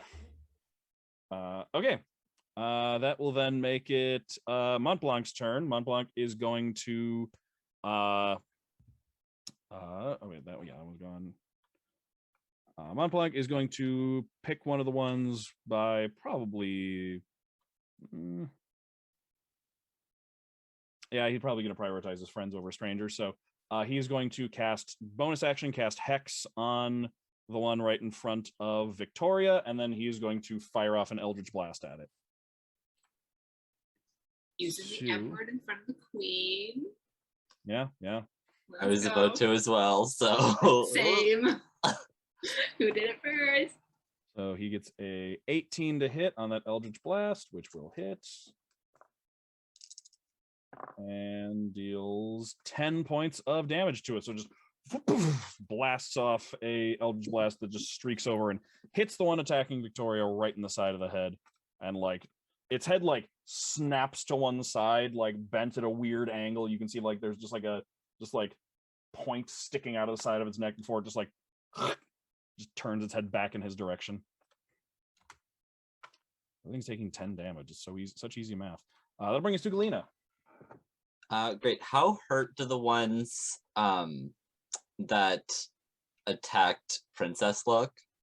One is out. One is laying on the ground and just like oozing purple, and then the other one is very hurt. Okay. So it seems like these maybe don't have a lot of hit points. Mm-hmm. Okay. Well, I'm gonna take the opportunity attack because I want to get within 5 feet of the queen. Okay. So the one by you will attack. Yeah. I forgot to ask you for a strength save. That's fine. I forgot. Oh, I can do that. Okay, go ahead. It's a 1. Okay, so you are prone. Surprise, fun fact. I would like to stand up, please. Okay, so you stand up and you can start moving towards the queen. Do you still take the attack of opportunity? I will still take the attack of opportunity. I want to get as close to the queen as possible. Okay, that one gets a 14 to hit. No, 15 to hit you. Yes. Okay, and then another strength save to see if that one knocks you down. Of like, you get up, walk away, get bit. 4. Okay, so you get up, walk 5 feet, immediately bites you on the ankle and just knocks you down onto your face. For 6 points of piercing damage. Okay, so 10 points to it. Yep. So that one And like bites on your ankle, manages to knock you down, so you go face first into the snow, and then like the ice on your ankle, like that it does manage to bite through it, if I'm not mistaken. I think that is through your armor of Agathis. Yes. So it like it like bites on, and it's like there's like this cracking sound as it like bites its way through the ice and manages to like sink its teeth into your ankle just before that ice then explodes into its face like shrapnel and just sends it flying back onto its back into the snow, whole face just like obliterated with shards of ice that send it lying on its back down. Okay. So you are prone again you don't have enough movement to get up, but you do have an action. I sure do, don't I?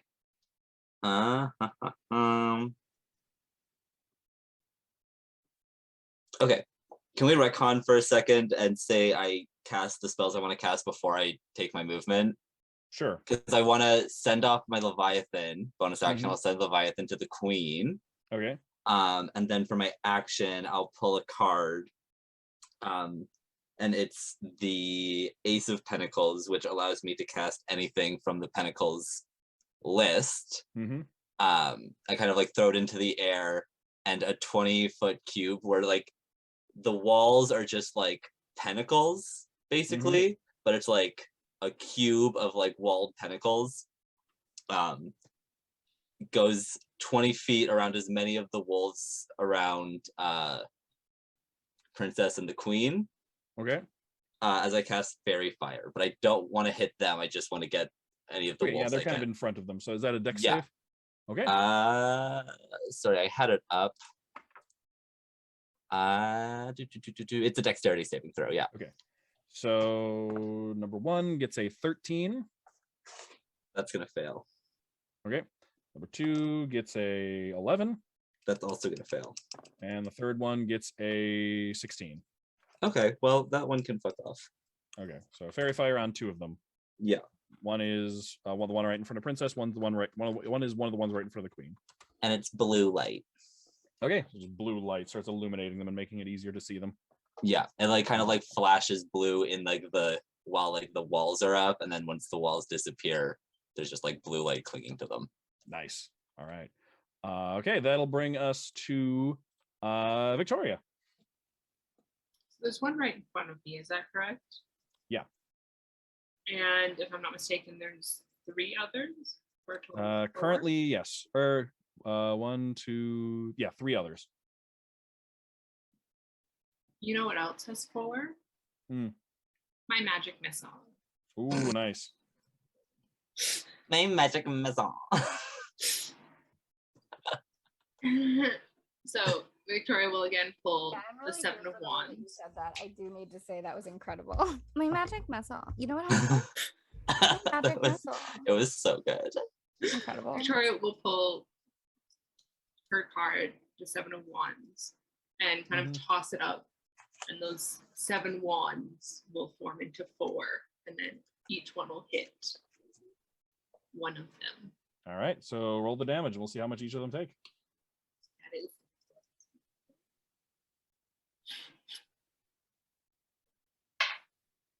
each one of them will take 5 damage. Okay. So the one right in front of Princess just gets smacked down to the ground, just from this above strike of just a wand hitting it in the small of the back.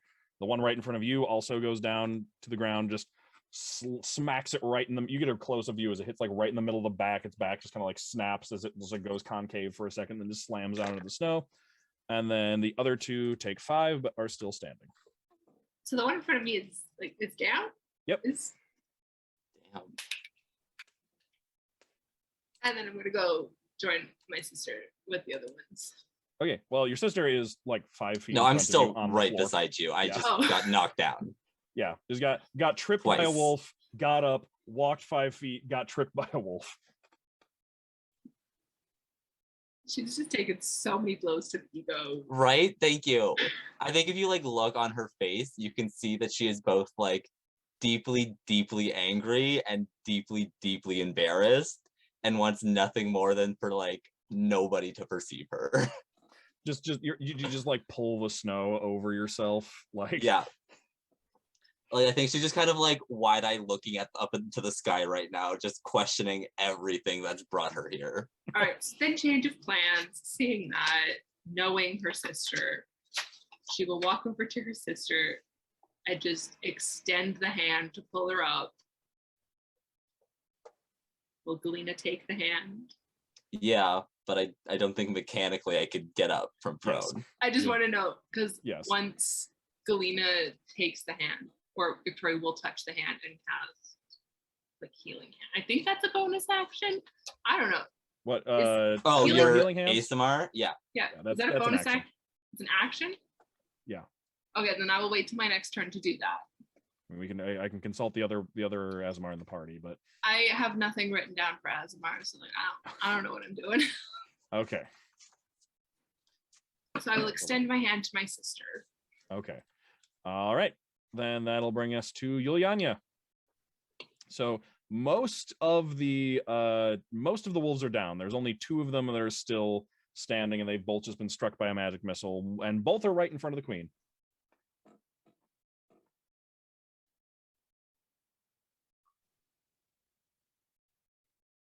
I was trying to affix this. It got unaffixed. Oh, I'm just gonna hold it.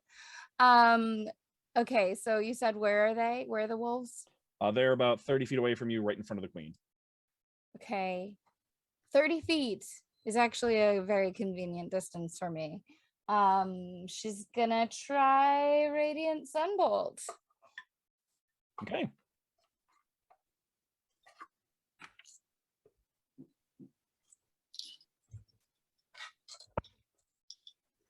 Sorry for all of those noises. Okay, that is a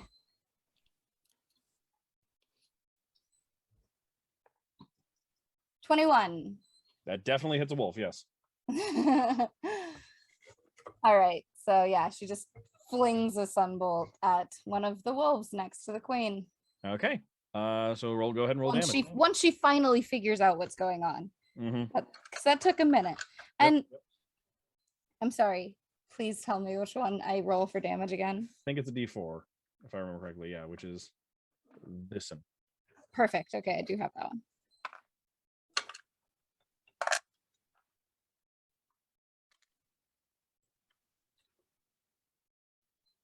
Okay, so it would be 4 plus my anything? 4 plus dexterity. Yeah.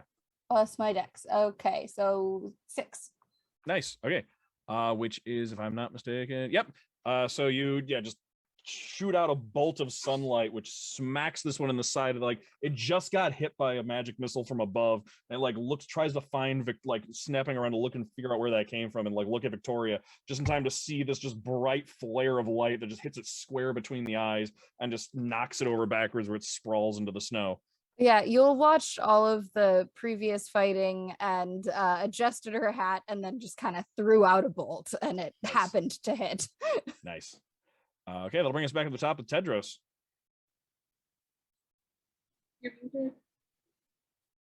Grew. The memes. Gru, seeing that the cover has been blown, is like, ah, damn it. And he holds the crossbow in his offhand and then reaches for his amulet briefly, and then raises his hand and brings it down like he's holding a bell, and the remaining wolf gets to make a save for Toll the Dead. Right, let me spell roll. save DC should be, Man, I love that. should be 13. Yes, DC 13. Wisdom. That is going to be a dirty 20. Cool. shakes it off. Wonderful. Tedros will then use. He will just stay where he is. Then he'll reload his crossbow. All right. That'll bring us to Princess. Tis I. Okay. So sorry. Is it trying to find the word English? There were two, like, there's only one left, and it's pretty much right next to you. It's right in front of the queen. Okay. Well, I am not gonna rage. But I'm gonna, make an attack at it. I'm gonna swing my sickle. That is a 17 to hit. Yeah, that'll hit. Really glad my fairy fire helped out. Oh yeah, it is advantage because of the fairy fire, so you do have. I mean, it only hits, so so 6 damage. Yeah. This is what it is. No, it hit. It's fine. All right. Okay, that is just enough to take that one down. You bring your sickle up into it and just like send another splotch of purple onto the snow, which just like steams as it hits the cold snow and falls to the ground. But that will make it the queen's turn, who says to all of you, this timing worked out great, just says to all of you, we're not done yet. As when it gets to the wolves' turns, all of their bodies just kind of start to like twitch and undulate and like, you gross little bitch, move like there's something inside them, and then just like on all of them from like whatever wounds that they had from where they were slain, a pair of fingers, like 2 hands worth of fingers, just like stick out and just like rip their way out of these wolf bodies and just like crawl their way out, making these just like horrifying noises. As they climb out of the wolves, you see these their bodies are like an unnatural mockery of a human body, like too many knuckles on each finger, joints that bend the wrong way. Their faces have no nose and just like a massive toothy grin that takes up the entire lower half of their face. And glowing yellow eyes, a pair of wings on their backs, and just like their whole body is just like both made of and constantly dripping with that purple ichor that was dripping out of the wolves' mouths. But they don't seem to obey like the normal laws of physics. Like as it drips into these like long like icicle like formations before it'll actually like drip down onto the ground, and like when it hits the ground like vanishes into this puff of noxious gas. And they also have a tail that curls around and like extends into like a 3-pointed fork as each of them climbs out of these things and their wings flap into the air. So that's what you see now. As okay, whatever can I, was like just rage at the end of my turn as well? you didn't use your bonus action, so I'll say you could rage. Yeah. Cool. All right. So it is their turns. So you can see actually as they climb out into the sunlight, they kind of immediately begin sizzling, and you can see the sunlight on their bodies has like already started to like burn parts of them away. And it looks like they cannot handle the daylight. That's unfortunate for them. So what they're gonna do is where each of them is now. Let's see. So there is 2 still basically right behind Viktoria and Galina. Right. I literally just laying down as I watched them bird themselves. Like I was like right there. Right. You just like roll over, like you reach up to take Viktoria's hand and you just like look over like right next to you as this thing tears its way out of a wolf corpse. I want to go home. So that will be the one next to Galina. The one we'll go after one by Galina. The ones by Galina and Viktoria will go back for Galina and Viktoria again. The queen is actually going to take the queen actually ready to attack because she knew this was coming. So she'll attack one of the ones by her. She has advantage because the fairy fire did not go away. Fairy fire continues, so the fairy fire is still in effect. She will hit that one. So she will do that amount of damage to that one. Okay. To the one in front of her. All right. But the two in front of the queen are gonna take off and fly off towards Yule and Tedros. And then the two on Bennett are going to, or the two on Princess, sorry, are going to go for Princess. All of these are making grapple checks. Grapple. So everyone, What if they weren't? but they are. So all of these are attempting to grab everybody, everybody except for Montblanc, actually. So I need everyone to roll me either athletics or acrobatics, whichever is higher. I'm genuinely. I just want to know what your fucking problem is, dude. Like that's what I want to know. Oh, fuck off. Sorry. Nope. You're good. I got a 23 on acrobatics. Okay. Yeah, of course. So let's go then. Yes. That is that was a 19 against Yulyanya. So Yulyanya just like this thing just like takes off into the air and dive bombs you, and you just like matrix dodge backwards. Like your braid like extends just behind you like a kickstand. It's the quarterstaff spinning up like a helicopter again. Oh, there we go. It's Yeah, so just straight up in the air. There we go. Just Yeah, you like gone. matrix dodge back, and like that spins in front of you, making and like it has to like pull away and like land behind you in the snow, and just doesn't manage to get a grab on you. So Yulyanya is not grabbed. Then that'll bring us to let's see. Let's go Viktoria. That one got 4. So Somehow, even though Victoria is completely like distracted trying to pull her sister up and she rolled a 6. it grabs onto you, and you just like elbow it in the throat while it's like trying to Not grab you. Yeah. Not now. Energy we need for Victoria right now. Galina, yours rolls a 17. Oh, do they? Yeah. Yeah. Well, that's gonna beat my 2, isn't it? Okay. All right. That's a natural 1, 2 a 2. Oh boy. All right. Tedros, one against you. Got an 11. See what had happened was he saw it coming and he like backflipped out of the way, but he definitely did it way too early and just landed in its arms. Just backflips just in time for it to just like slam into you as you land. Yep. Amazing. Okay, and then Princess, 2 are coming at you. Yeah, lovely. So the first one got a 6. I beat that. I got an 18. Okay, and then the second one got a 4. I'm still standing. Okay. All right. So then so the only 2 that got grabbed are Galina and Tedros. So they both, so basically Galina, the one that like you basically just roll over, this thing climbs its way out and just grabs you like on its way out, and then his wings flare into life. Tedros, this one just like flies over and grabs you. Both of them fly you over the edge of the cliff, and are going to just you can see that like there's this ledge about 20 feet down that enters into a cave, and they're both just going to drop you 20 feet, so you're both going to take some fall damage.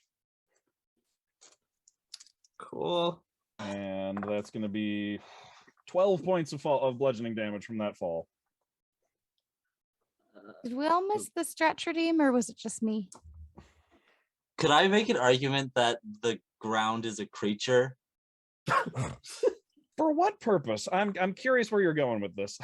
Specifically for my interception feat, I want to, because I in my mind picture, they flew beside each other and dropped me and good old Teddy at the same time. And so I want to try to use my reaction to take some of that damage off of him with my shield. No, because I think interception specifically is attacks.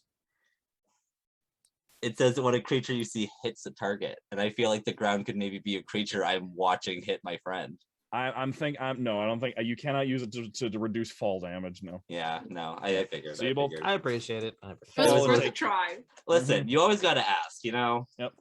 So you 2 take 12 falling damage. You're prone. The 2 that dropped you keep going down, and they fly in and take shelter in the like in the cave out of the sunlight. But the other ones are still out in the sun. So that will then so that's their turn. That'll bring us to Montblanc, who is unhappy with this whole situation. Let me just make sure I've got everything lined up properly here.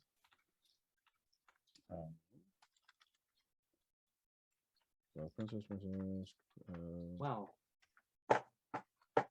Isn't that interesting? Okay. Montblanc, who is going to fire off an Eldritch Blast at the one that he still has hexed because he didn't unhex it, which is the one I think that was by Viktoria, which is still visible. So he's just going to fire off an Eldritch Blast at that one for a 11, which is not going to hit. Okay. So he blasts an Eldritch Blast right past one of these, and it does not hit. That will then bring us to actually no, he is going to no, all of them are flying. The tentacle can't reach them. So he's not going to bother with the tentacle right now. Okay, that will bring us to Galina's turn. Right. I'd like to get up from prone. Okay. So I'm like at a cave entrance. Yeah, there's like it looks like it doesn't go very deep, but it's like these, you can see just like their glowing yellow eyes like in the darkness looking at you and just like staring out as they've brought you down to like better terrain for them. Okay, so this feels like it's better trained for them, not they're like they didn't bring us home. Yeah. They've brought you to, yeah, it's just they want to get out of the sunlight, and this is the way to do that, but they also like getting in the sun out of the sunlight would be running away unless they brought you with them. Okay. 1 second. I need to read a thing. I need to read. Okay.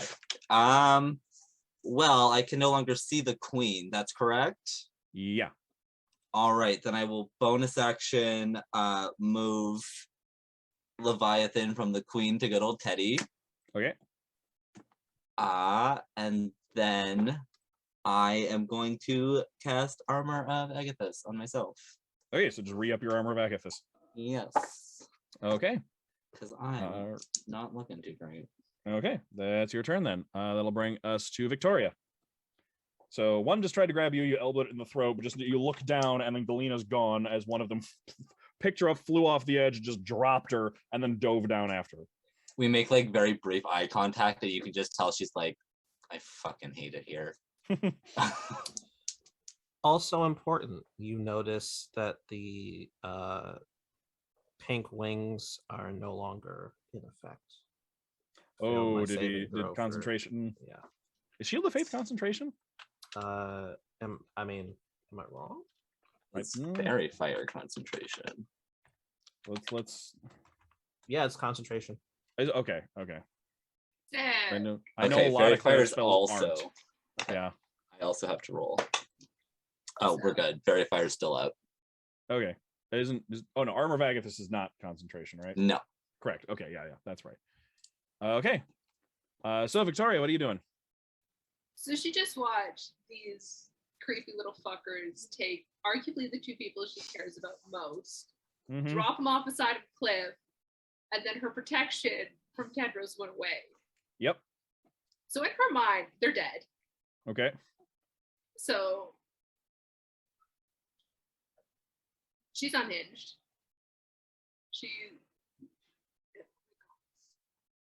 Cat is trying to get into the oven. I am so sorry. She's gonna let out this heart-wrenching scream, like bottom of the heart diaphragm scream, and she's just gonna start hacking into the one closest to her. Okay. It's like hovering in the air just above you. You can swing up with your axe and hit it. Well, I'm going to. I know we can't call shots, but I'm going for the wings. I'm grounding this fucker. Okay.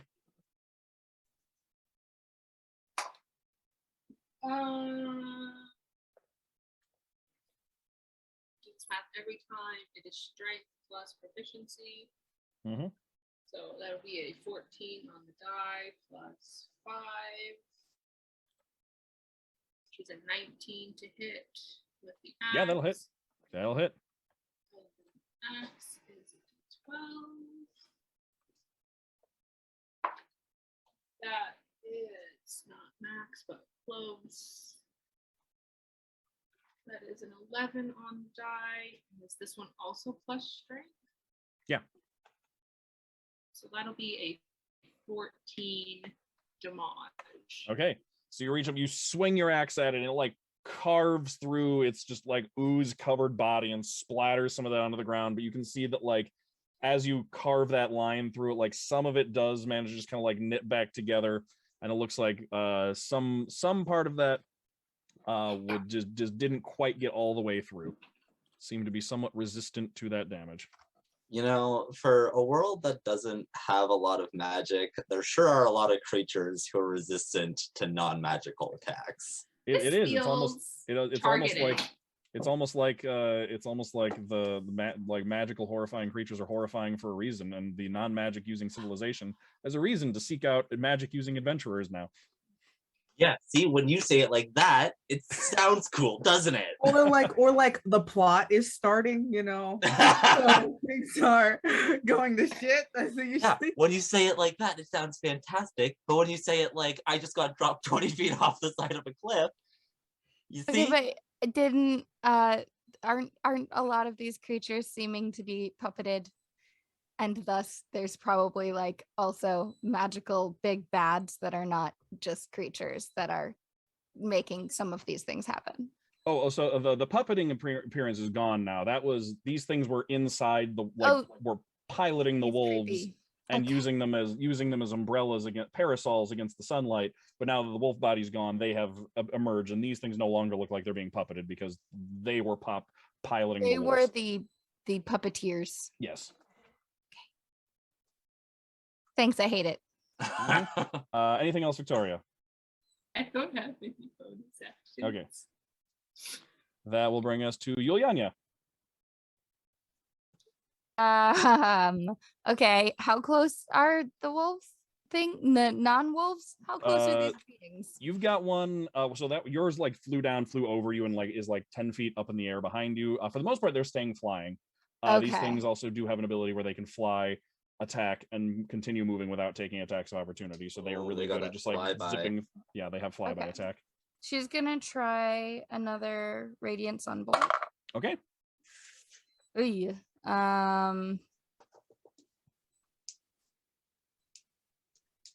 13. That does just hit. Yes. ¿Dónde está? Nope, that is the wrong one. Okay. 5. Okay. So you blast out. Is this the one that tried to nab you? Yes. Okay, so you turn around after, like, you lean back, helicopter to like get it out of your face, turn back up, generate this ball of sunlight in your hand, turn around and just blast this thing up at it. It comes up, hits it dead in the center of mass. You can see just like that layer of ichor just like burns off of its chest for a second and like exposes this just like sinewy purple flesh underneath that like sears and burns from the hit. It looks like that did more damage than it should have. Ooh, I love it. As they have been seen to be weak to, as they seem to take damage from sunlight, and sun bolts seem to carry that effect as well. We love to see it. I'm so excited. Radiant damage does good damage. Okay, anything with your bonus action? Oh, bonus actions. I didn't even consider it. Yeah. Okay, so I'm going to bonus action.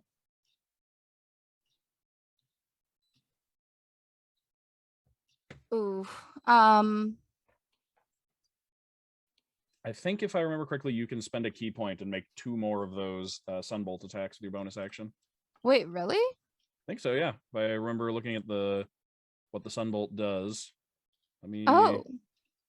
Yes, you sure can, and I'm going to do that. Yeah. Okay. No, I was looking at my other bonus actions. Let's do that one. That's the Right. best course of action. Okay, so yeah, you just blast that one, and then you just like focus your key, charge up another 21? one in each hand. Yeah, that'll hit.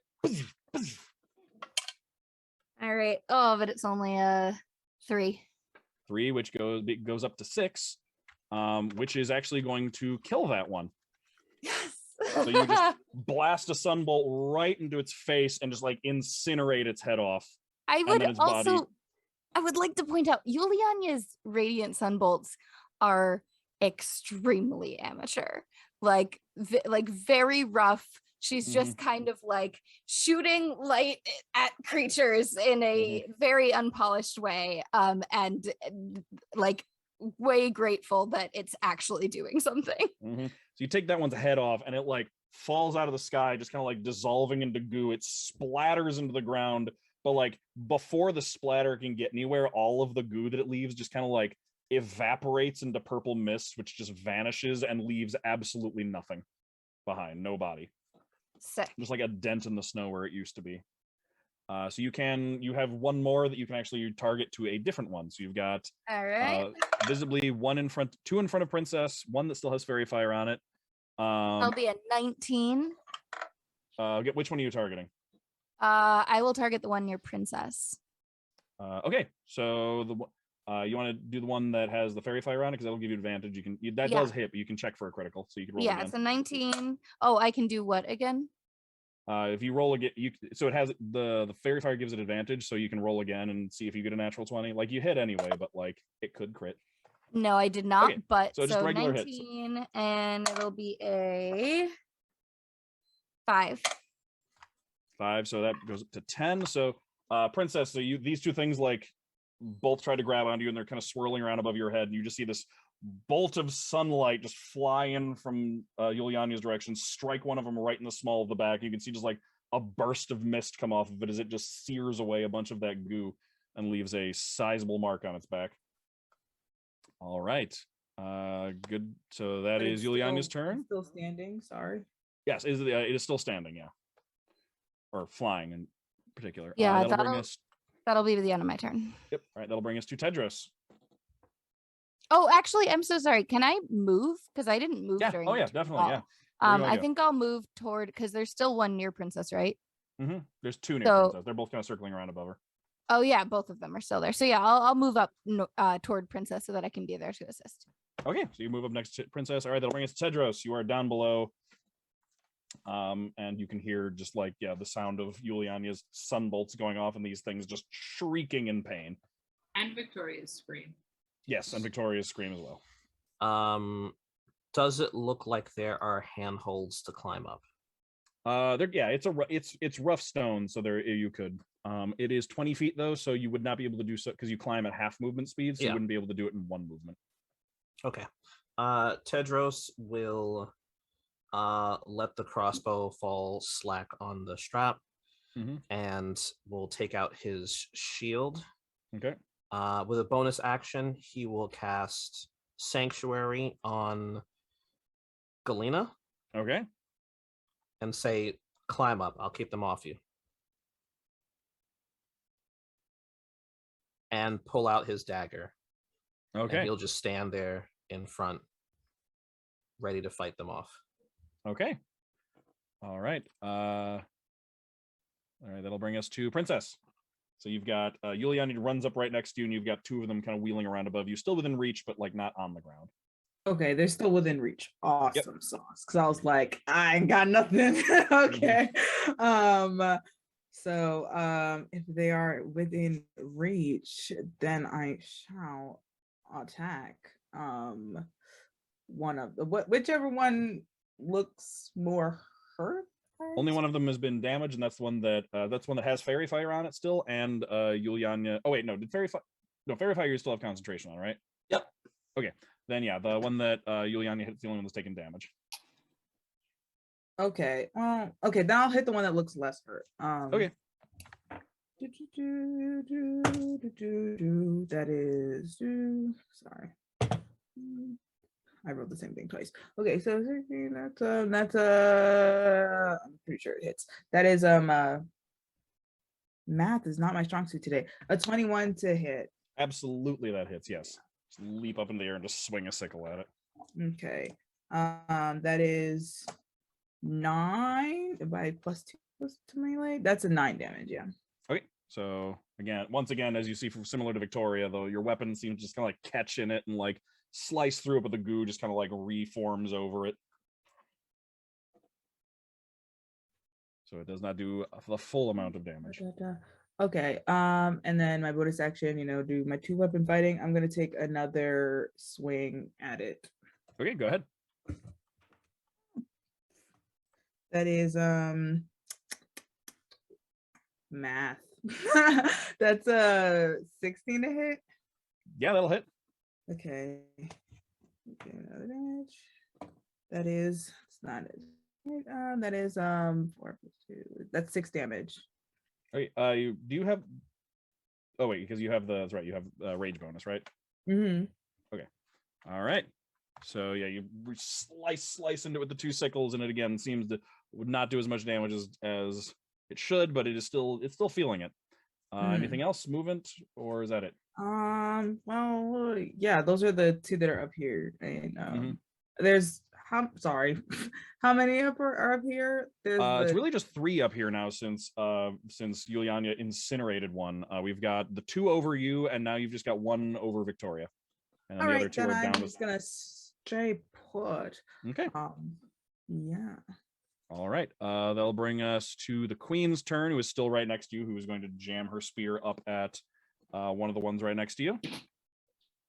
I was going to go for the more damaged one. Wow, how did I forget about the queen? She's going to hit and is going to roll minimum damage. She's doing real bad. She's upset. She's having a bad time. I tried to give her fairy fire. Hold up. She's got I rolled the wrong damage die. That's on me. She's using her spear in 2 hands. It doesn't do a d6. It does a d8. That's much better. That's 9 damage. Okay. All right. So she reaches up and she just like stabs into the one that you'll hit with the sunbolt first, just like snarling as she spears it. It's like, get out of my lands. That'll bring us to the beasties. All right. Let's start with the ones down below.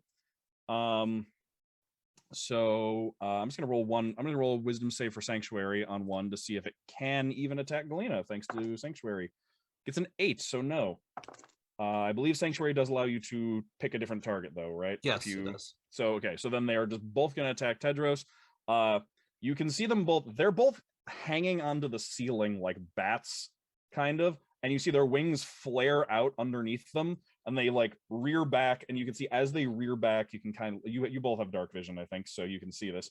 As they rear back, like that dripping motion of that's like constantly going on off their body and like creates those like long pointed almost icicles before they drip down.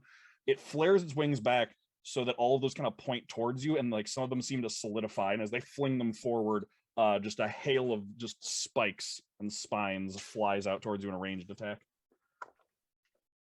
So that'll be 2 attacks against Tedros. Flo, does the Leviathan also boost AC? No. Okay. No. But it does heal you, and Flo is also there to protect against damage. That is a 16 to hit. Nope. Bounces off of his shield. All right. He holds it up. And then the second one, both of them attacked you. That's a 7. So yeah, you just hunker down behind the shield, and you just hear thunk, thunk, thunk, thunk, thunk, thunk, thunk, thunk, thunk, as they all just like ricochet off your shield and just like splat. Like as soon as they impact, they like turn back into liquid and just like splatter onto the ground. And you can see like steam like rising up as if they hit the snow, and like this snow just kind of like instantly melts and vaporizes from where they hit. It seems that these are very hot as well. Have some fire damage associated with them.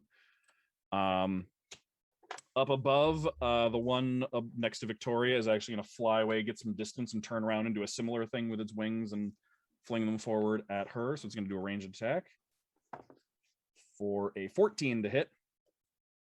Since the Shield of Faith is gone, it does in fact hit, but I do still have Armor of Agathis up. Okay, all right. So it doesn't take the Armor of Agathis because it's a ranged attack, but that's going to be, let's see if it even gets through the Armor of Agathis. It might. That is going to be, that's going to be 5 points of piercing damage and 6 points of fire damage as these superheated spikes of concentrated ichor just pepper into you. And you can see, like, for a second, it like the armor of Agatha is holding, like you're bracing, and like the ice is holding, but it's like chipping off and cracking. And then like a few of them manage to like get through and hit you in the arms and shoulders, but like nowhere vital. Well, all right. Sick. And then the ones by the ones by Princess and Yulyanya are both gonna just like dive bomb down and both try to bite at them at each of you with their just like way too big smiling toothy mouths. So against Yulyanya, that is a 15.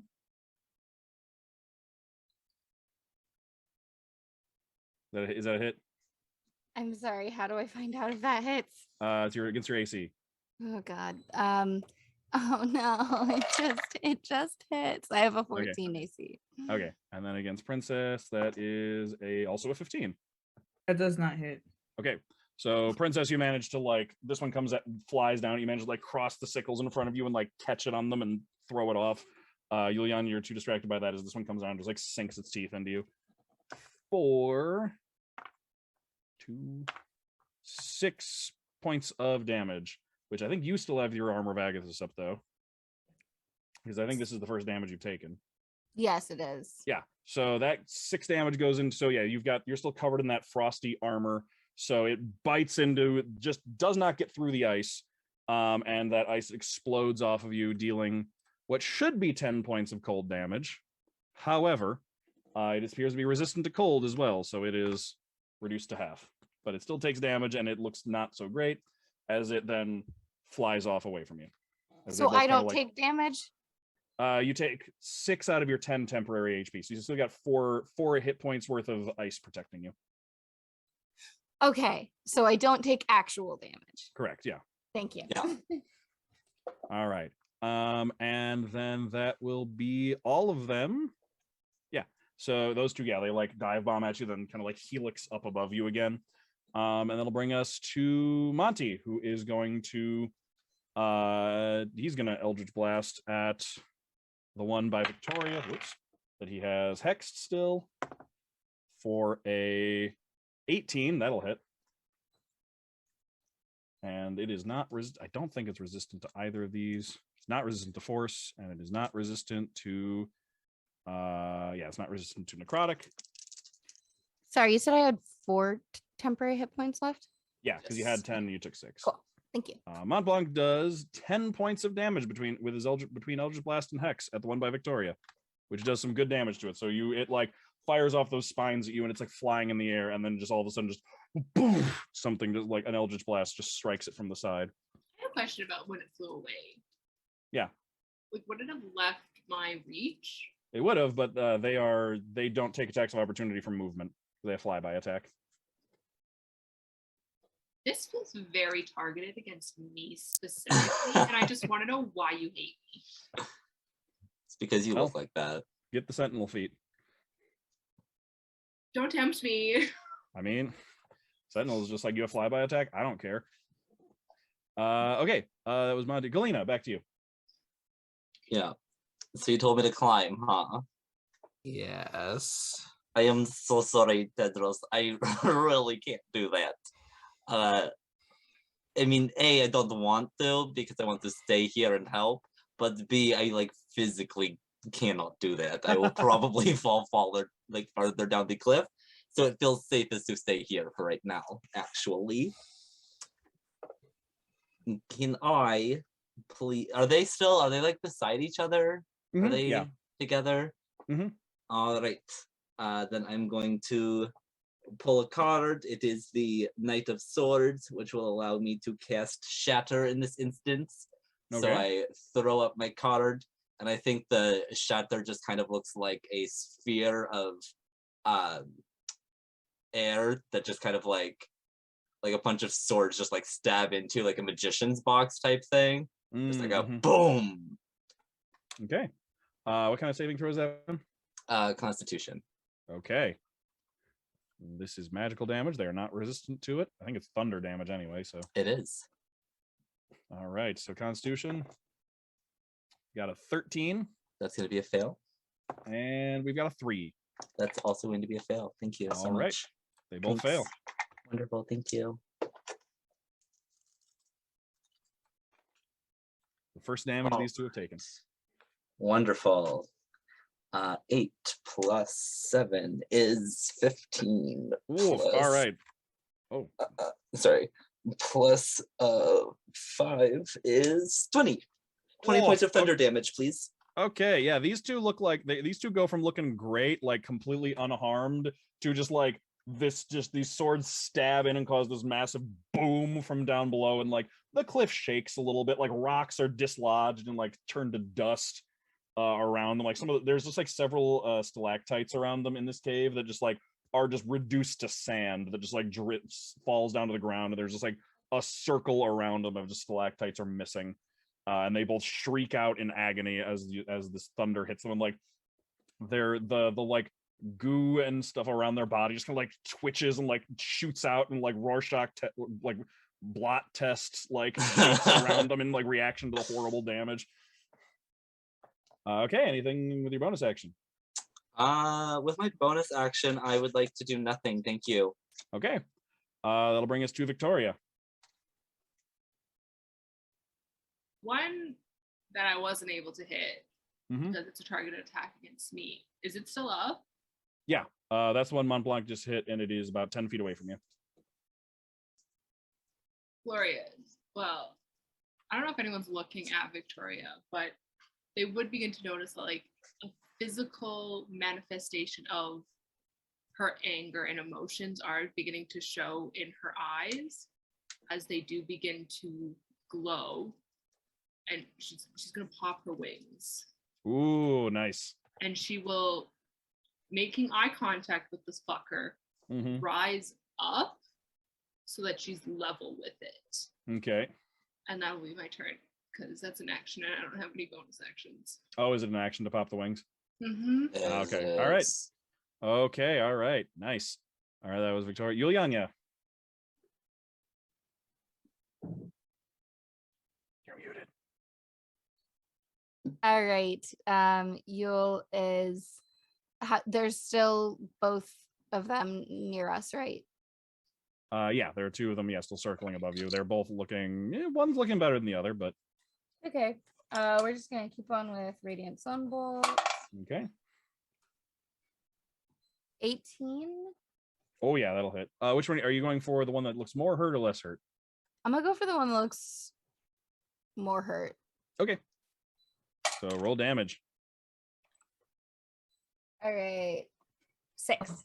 All right. So this one's above you. It just like it just I think this is the one that just dive bombed at you, bit into your armor of Agathis and then flew away. Like as it flies away, you just fire straight up at it, hit it right in the back, and then just like as it just like shrieks and like reaches up for the sky, like it's trying to get away from the damage. It just like incinerates from the tail to top and just like turns into just like purple smoke before it even like before any of it can hit the ground. We love to see it.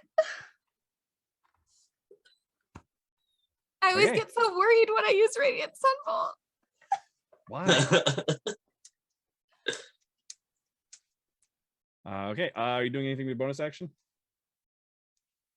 Shit, yeah, I can just keep doing this all day. I keep forgetting that I can keep doing this. Yeah, you can, yeah. If you have to spend a key point, but okay. 23. Yeah, is that against the one that is the other one above you? Yeah.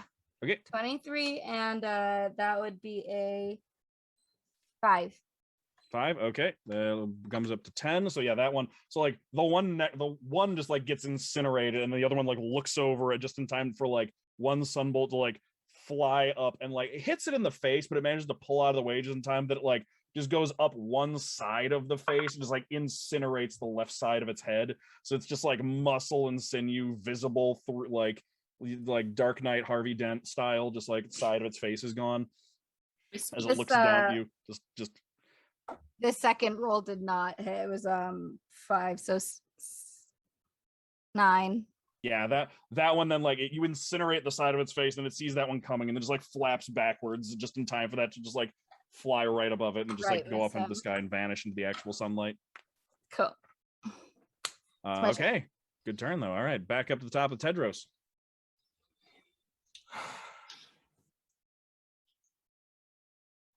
Thank you, Galina. You're welcome. He grips his holy symbol and he's not happy. Mhm. And Is he sleepy? Is he pinkish focused? energy just kind of leaks down his arm to form 4 feathers, and he swings his arm and hurls them off, and they fly off as he casts magic missile at second level. So each of them gets hit twice. For We have the same spells. It's so cute. 4 damage each. So each of them is going to take 8 damage. Just throw these. So like, it's funny because they like flung spines at you, and you just like hold up these feathers, throw them at them. They just unerringly streak out towards them. I always imagine that magic missiles kind of fly like Darkseid's Omega beams from DC Comics, where they like take like right turns around right angle turns around everything perfectly. So they just like fly and just like twisting, like passing by each other, these like weird crisscrossing paths around the stalactites. They just don't even see coming, as like each of them just gets hits from 2 different directions, speared through with these feathers as they like twist off of the ceiling, spinning through the air, splattering the walls of the cave with their purple ichor that then just again evaporates into nothingness as they both die. Now can we go up, Now can we go up, Galina? I would love to. Again, I'm going to need some kind of rope to be thrown down to me. I'm very sorry. I didn't train to climb up cliffs. I'm very good at accounting. I don't need this. Tedros starts climbing up. He'll only get 15 feet up, but he'll start climbing. He's like, I can't. Yeah, well, roll me athletics to see how you do, like how, because it is pretty kind of slippery, and like you do need to find handholds. God, I hope you fall right back down here. Wow. Okay. Fine. Look what you did. Look what you did. So Tedros just goes, I don't need. It's a 4. Yeah, it's a 4. So it is sloped, like it's not perfectly vertical. It is sloped, so it's like you kind of like you start sliding, and then it's like you just like hit one that's just covered in ice, and your hand just slips off of it, and like your whole weight was on it, and you just slide right back down to the bottom, right next to Galina. Just yes, mm-hmm. What was that? You jinxed me. I don't know about that. You jinxed me. Mm-mm. And that was will be fate. And then Tedros will use a bonus action, really going through the first level spells this time around. All my magic today. Yeah. Okay, cool. And he will use a first level spell, and I'm assuming the Viktoria is within 60 feet. Oh yeah. She will see once again the protective spectral pink wings cover her. It's not bad. I mean, you could probably hear the 2 of them just like arguing, their arguing voices just like echoing up from down the cliff. Now I know they're not dead. Yeah. Okay. That it for Tedros? Yeah, that's it. All right. Then I'll make a princess's turn. Hello. Okay. Lovely. Where's my character sheet? Not like I'm gonna do anything fancy. I think when your name is Princess, everything you do is fancy. Oh well, sure. Sorry. I'm gonna just, I guess, hit the nearest thing to me. Where's combat, I believe. Yes. So yeah, there's one above you still, that the one that got half its face burned off. Lovely, looking handsome. Yeah, I'm gonna go and hit that. That is okay. That is a 20 to hit. That's not a natural 20 though. It's okay. 20 to hit. And that would be 6 plus 2. That is 8 points of damage. Oof. All right, hanging on by a thread. All right.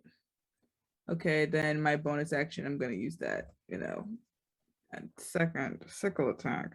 Okay. That is a that is a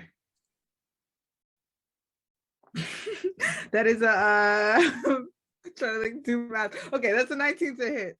Yes, that'll hit. Okay. Yeah. Okay. That is that's another 8 points of damage. All right. It only had 1 hit point left. So God damn it. It like you can see this thing like snarling, looking down at Yulyanya, like wings rearing back, like it's gonna dive right down at her, and then Princess just like leaps up into the air, like in that kind of just like arched back leap that like you really need to get the height on both sickle blades, and you just carve both of its wings off in just like one swing, just like one at each wing joint, just carve its wings off before it can even think to like start moving in Yulyanya's direction. Just slice them both off. They just kind of go spinning off in either direction. It just like claws at the air as it suddenly loses its ability to fly. You land just in time for it to fall and just face plant into the snow in front of you and just like explode as it hits the ground and just like splatter into purple goo that just evaporates. Like some of it just like splatters onto your clothes, but just like evaporates into nothingness before it like stains. Very cool. All right, that'll bring us to the queen, who is going to just kind of post up here and just like ready for anything more. That will bring us to the creatures. There's one left. Viktoria and this creature are facing off. It's stare down. Yep. So it is going to.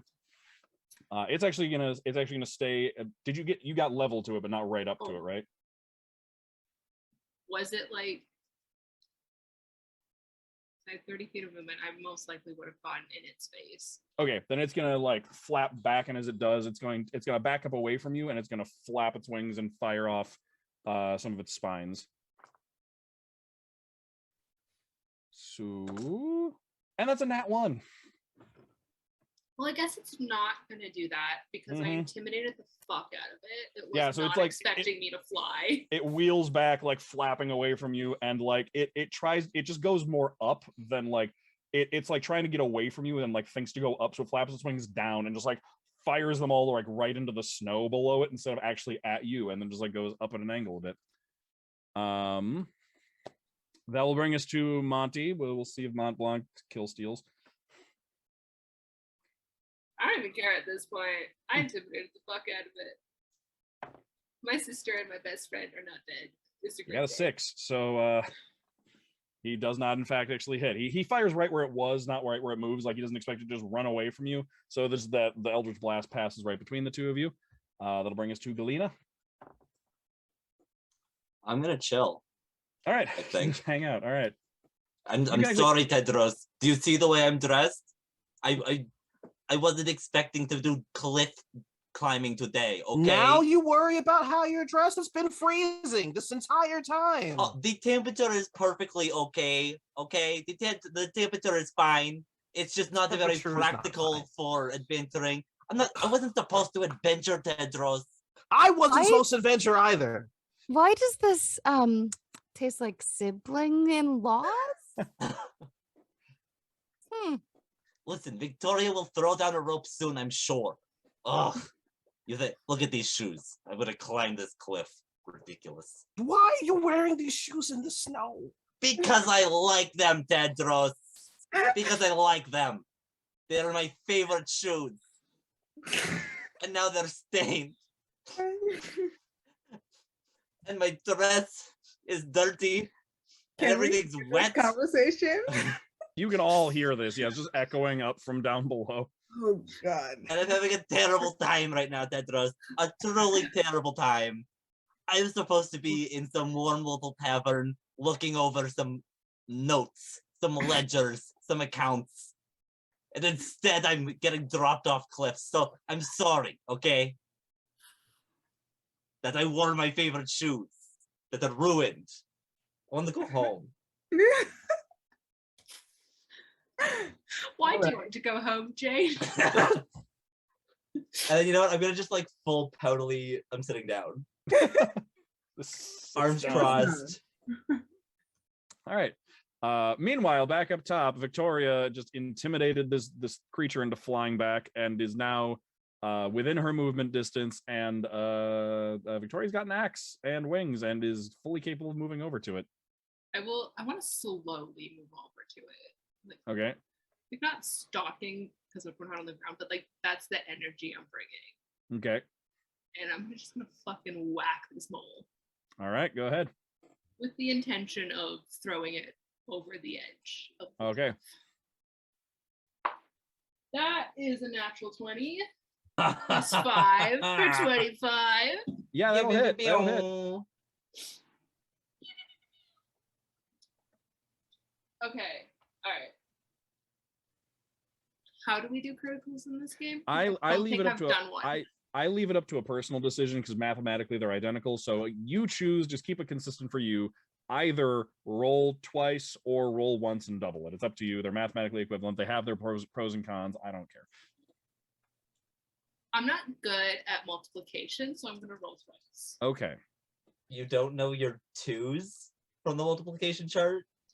You don't know your twos? Wow. I don't know a lot of shit, okay? Now it's not the time to talk about I'm my sorry, personal deficiencies. Do you have to call her out like this? I'm sorry. It caught me so off guard. Listen, Okay, number, alright. I hardly know her. So Anywho, everybody. So the first roll was an 11. Second roll was an 8. Plus my strength, which is a 3.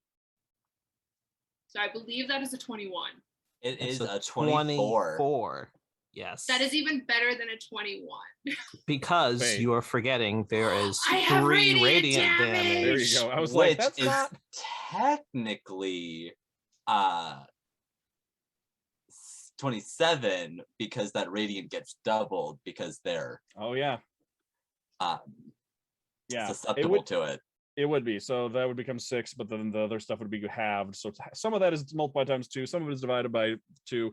Either way, it had 5 hit points left, so we don't need to do that math. We just know it's dead. So Victoria, please tell us how you flying glowing battle axe smite this creature out of the sky. Which way is the cliff? To your right. So it's just gonna kind of come around, and then like a golf swing almost, just knock it right the fuck out, right across the head, and then just Galina and Tedros just see it fly over the cliff. You two are sitting there arguing and talking, and then you just see as this dead one just like flies back, just like wings flapping limp as it's already dead, falling through the sky, like plummets past you, already just disintegrating into purple mist as it falls to the ground and just like vanishes before it hits, like flies past the ledge you're on, keeps going, and then just like vanishes. You don't even hear a thud. And with that, combat is officially actually over. And then I will dive bomb off the side of the cliff because I can hear my 2 people that I love that are alive, and so I'm dive bombing off the cliff. All right, you can, yeah, you two are sitting there arguing. That happens, and then Victoria flies down with like big wings out and follows. Please take her first, please. Galina is just like sitting, knees to chest, arms crossed, like the face is just like absolutely angry, but she's just like rivers of tears. Like she's just, if she were to breathe, it would be like the most disgusting sob, but she doesn't want to give anybody the satisfaction, so she's just holding her breath. Yulyanya would also start like running over toward, like seeing Victoria dive over the side of the cliff. She would probably just go careening right after. Well, so Victoria has wings, so she like flies off the edge of the cliff. So if you jump, you're just jumping. Yulyanya has the quarterstaff. She does, yeah. Do you have slow fall? Yeah. Not yet. Not yet. No, not yet. She's jumping off a cliff. How far down is it? We're 20, gods. 20 feet. We're basically gods. Mm, This feels like a goldfish situation. It's- and it keyless feels very Please goldfish. don't jump. Okay, off. well, we'll say that she goes right up to the edge of the cliff and is ready to jump over and right. peers over to see what's going on first. please, you can- no more You can people peer on out. You can cliff. peer over the edge, and you can see Victoria down there. Galina is just like pouting and just sitting on the ground, looking very upset. Tedros just looking very just done and upset, and then Victoria like to just like pull- having just landed. Both of them into a hug. Okay, and Like, I don't Victoria's care who hugging I'm both of them. dragging over. Both Oh. of them are getting a hug at the same time. Okay, we're all right. We're all right. We're all right. Are you? Because like I'm pretty sure all of us are good. You're arguing. Are you good? I'm good. And Galina, you're better than you think.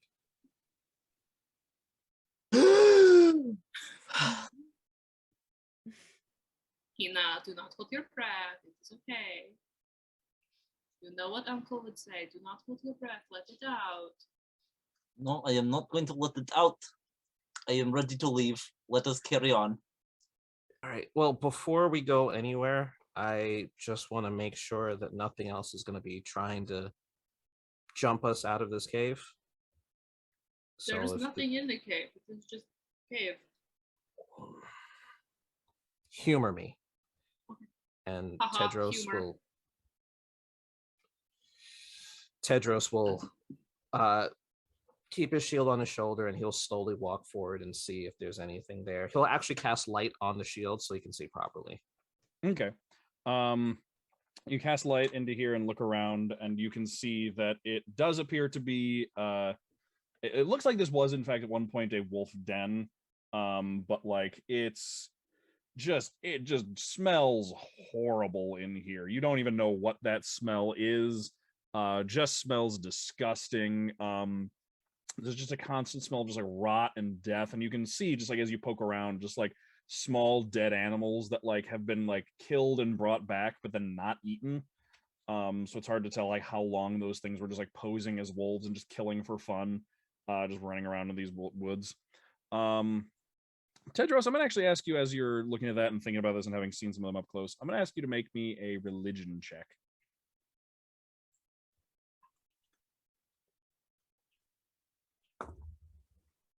That is a 19. Okay. As you're looking around at this and shining your shield around, you can start to put some things together. These creatures were just you could tell just by just being around them, unspeakably evil, like evil incarnate. They didn't like, they don't like the sunlight. They also, the big thing here is that they hid themselves by possessing other creatures. And now that you have some time to think about it and look at the layer where they were living, you can tell that what you just killed was a group of some kind of fiend, demon or devil, depending on your nomenclature.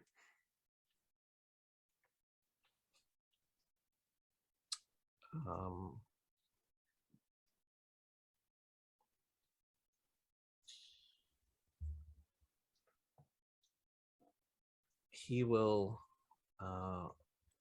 hold his holy symbol and his amulet, and he'll say a small prayer over the bodies of the killed animals. And then he'll turn around and say, "Let's go." It's not pretty in there.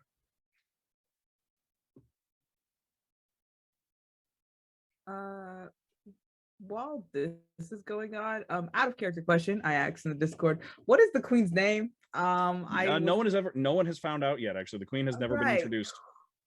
I thought she said, "I'm blah blah blah." The queen. Yeah, of this the I'm like, place. I wasn't taking notes last week, so I had my bad shoulder. Yeah. Oh, did she say? I know she didn't say it this week. I don't remember if I said it 2 weeks ago. I think you said Yeah. it 2 weeks ago. I think so. Oh, okay. In that case, because I I was can tell you. like, "I'm Lady Galina," blah blah blah, and you're like, "Well, And I'm blah blah blah." I'm The blah, blah, blah. queen. Yeah, yes. Then I can tell. Okay. It's Queen Anko, Aunko. Yes. And That Yes, does sound that sounds very familiar. familiar. Okay, all right. Then I Does did sound tell you already. familiar. Okay, all right. Okay. Like she's not hiding it. It hasn't come up yet today. He I has didn't been remember if I said it last introduced time. to Okay. the four of Yes. us. So I don't know. She So hasn't been Prince- introduced to me, but I'm Yeah. standing next to her still Mhm. because I just look at everyone going that way, not going that way. Mhm. We haven't been introduced, but Queen Uncle, but is this a common occurrence? Becoming more common. I have my own problems to attend to, and if amends are to be made for the things that I understand that Aor did in my lands, then I have a need for something to be done that would wipe away any debt or issues we have, but we will speak more of this when we arrive. Princess does like, I don't know, not a full curtsy, but like a head nod, bow thing, whatever. And if it looks... in response, she takes this. She just like takes the spear, just like inclines her head a little bit, and just like touches the haft of the spear to her forehead, and in like a salute kind of. Okay. Can I like looking at her, like, does she look like still kind of angry, or does she look like, I don't know, like... Oh, like, absolutely, absolutely upset. Yeah. Okay. All right. Noted. And then Princess is gonna go over to the cliff because her friends are playing. Yeah. I think I have rope.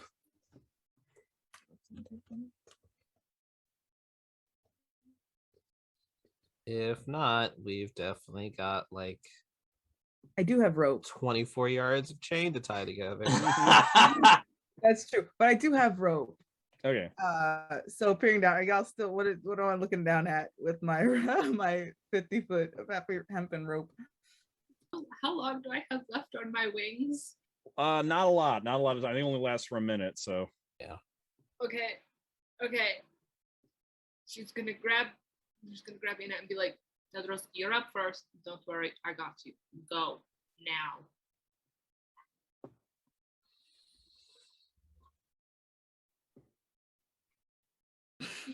I love this pantomime. Great. Hi, how you doing? Are you we'll talk about that later. Great, wonderful. You ever been dropped off a cliff? I don't think so. Wonderful. My professional opinion, 0 out of 5. I don't recommend it. Noted. You could see kind of Princess looking at you guys like you know that look that your mom gives you, like, y'all don't behave. I'm going to seeing that look, Victoria's like, oh shit, right, and she'll like curtsy to the queen, thinking that's what the look's from. Your Majesty. At this moment, everybody who currently has less than full hit points, like who took damage, who has less than full hit points from taking damage from one of the creatures. Because Galina, did you get hit by one? Yeah, they took me down to 27, and then I got dropped. Oh, they did it. Was that as the creature or as the wolf? I do not recall, and that was all the wolf. Because you didn't you didn't take damage after the drop. So I think is it just Victoria? I think so. Okay. Yeah, you took like 1 point of damage from one of the spines. Yeah, that's right. Then please make me a Constitution saving throw. Oh, lovely. Oh no. Whatever could this mean? Oh, oh no. Oh no, our table is broken. Oh no, our tank. She's broken. Because that was an 8. Okay. You go to curtsy and you just like have to take a step and wobble for a second as like you get like dizzy and woozy and you have the poison condition. Lovely. Fuck. Oh, I'm sorry. I got a 14. Okay, you are fine. Cool. Noticing that because Yulyanya, well, okay, so when she's been using Radiant Sunbolt, it keeps pouring out of her eyes upward, just light, and so she's kind of struggling to like see through everything. It's hard for her to calm down after the fight, but she's trying to figure out what's going on with Viktoria, and she'd probably just be like, Viktoria, are you okay? They're just gonna like wobbling. She's still like in a curtsy, but she's like wobbling. She's too dizzy, like to fully stand up. So she's just gonna like put a finger up, and like a hand, and then slowly try and stand back up. You can. It's just you feel just very woozy and just like kind of weak, and just like everything feels harder.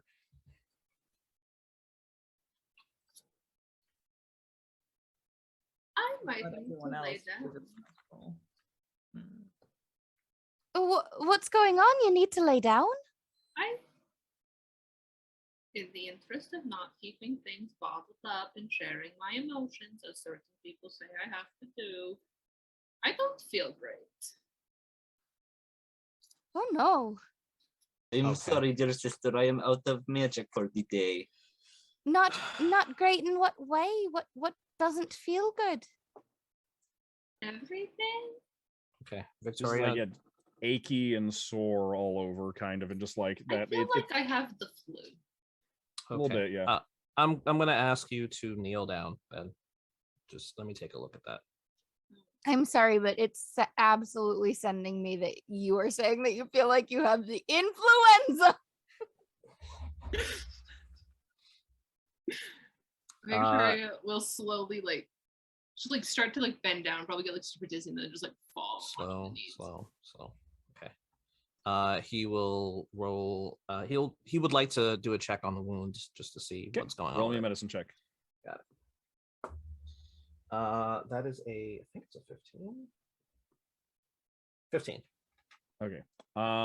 Combining this with your religion check from earlier, it's not hard to see that there's a problem, because there is the slightest, tiniest wound. If I remember correctly, Victoria only took 1 point of actual damage to her person from one of these things, but there's a scratch on her side, basically, from where one of the spines got through the armor of Agathis. It's a scratch, but you can see that the scratch already has this infected look to it, and there's just these purple, you can see the veins around it are visible, and that same dark purple color, as well as the wound has already started to turn that color. And you with the religion check combining with that and just kind of looking at it, you would know that this is some kind of poisonous effect coming off of the fiends, that just their touch has this effect on people.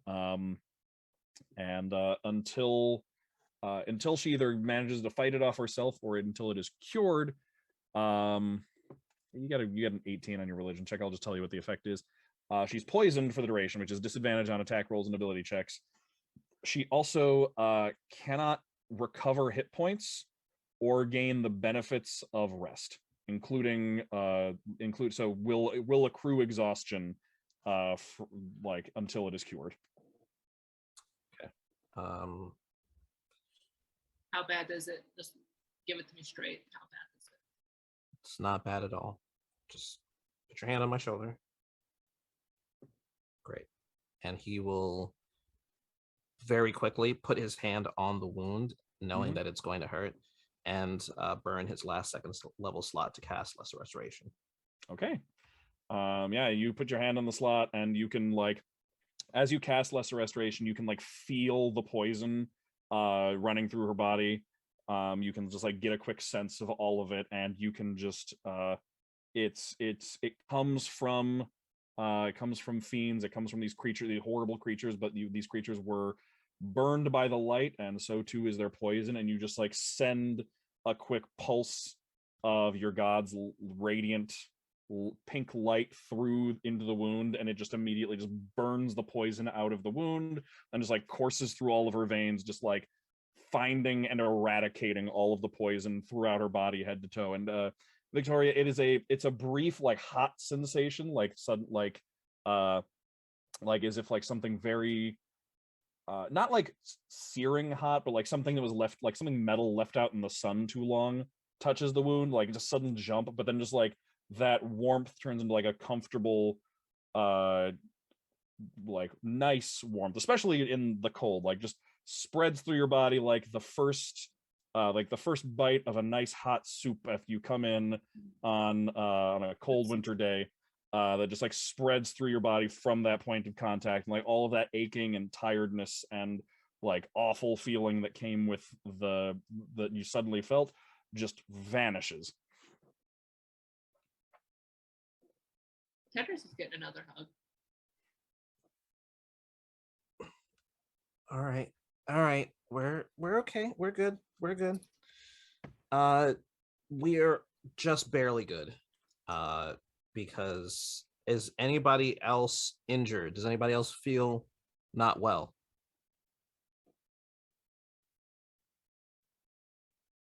The queen even walks over and just says, aside from a bite or two from the wolves, the creatures themselves never reached me. They seem more interested in all of you, which is a first. We are pretty hot shit, I would say that. So yeah, makes sense. And this just gives her the mom look. Oh, my apologies, Your Majesty. We're hot stuff. Your Highness, respectfully, why are fiends like this in your lands? We have much to discuss, but we will discuss it when we arrive. I won't speak of any of this out in the open. You won't speak of any of this out in the open? Any of it? A lot just happened. It did, but we're close now. We should be able to if we hurry, we should be able to reach Ilanok before nightfall, and then it would be good to reach it before nightfall. I agree. I would rather get back on the sleds and reach it as quickly as possible rather than spend any time in the darkness out here. And Galina, doesn't look that bad. And Tedros will pass by, and briefly he will cast Prestidigitation to remove the dirt from all of her clothing. Aww. She starts holding her breath again. I'm not gonna fucking cry in front of the queen. All right, they pull the sleds up. You can see that the other three hunters were like all of them were like in formation in front of like the sleds and the lynxes that they'd pulled back, making sure that your transportation stayed protected in case any of the fight drifted back in their direction. But you all prevented that from happening, so they didn't really need to do anything. And you can start getting back on the sleds. They will careen off through the snow as the sun is beginning to set. You ride off over the snow, hurrying, pushing the lynxes a little harder than you were before, just trying to get back before nightfall, where before it looks like you were maybe going to be ready to camp, but you're really pushing now.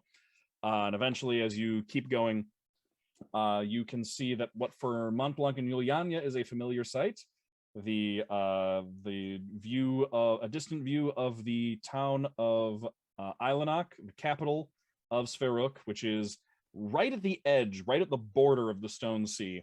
It's set into like a natural basin right at the edge of the Stone Sea, so like the Stone Sea kind of like borders this town, but the town itself is set into like a natural depression with some ridge around it that protects it against the rocks from getting in.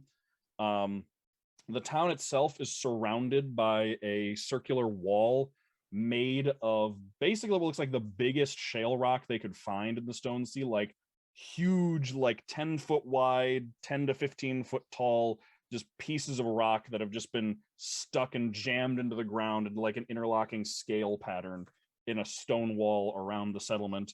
And as you're coming down from a hill from a distance, you can see one structure dominates the settlement as a whole, which is just a huge, just open, like big giant hall.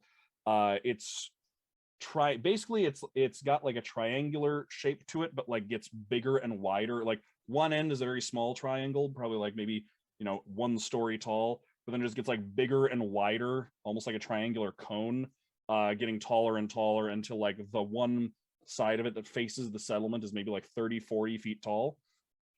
And as you come sliding in on the sleds towards the settlement, as the sun is falling down over the horizon, that's where we'll end for the week. So thank you everybody for joining us. Always glad to see you here. Thank you for joining us. Thank you everybody to the players for playing. It was great seeing you all again. And we will see all of you next week. Bye. Take us out, Justin. I hope you're still there. Maybe he's asleep. You never might know. be. He's in bed. Oh yeah, you don't know. He may just be Just stuck gonna here. let us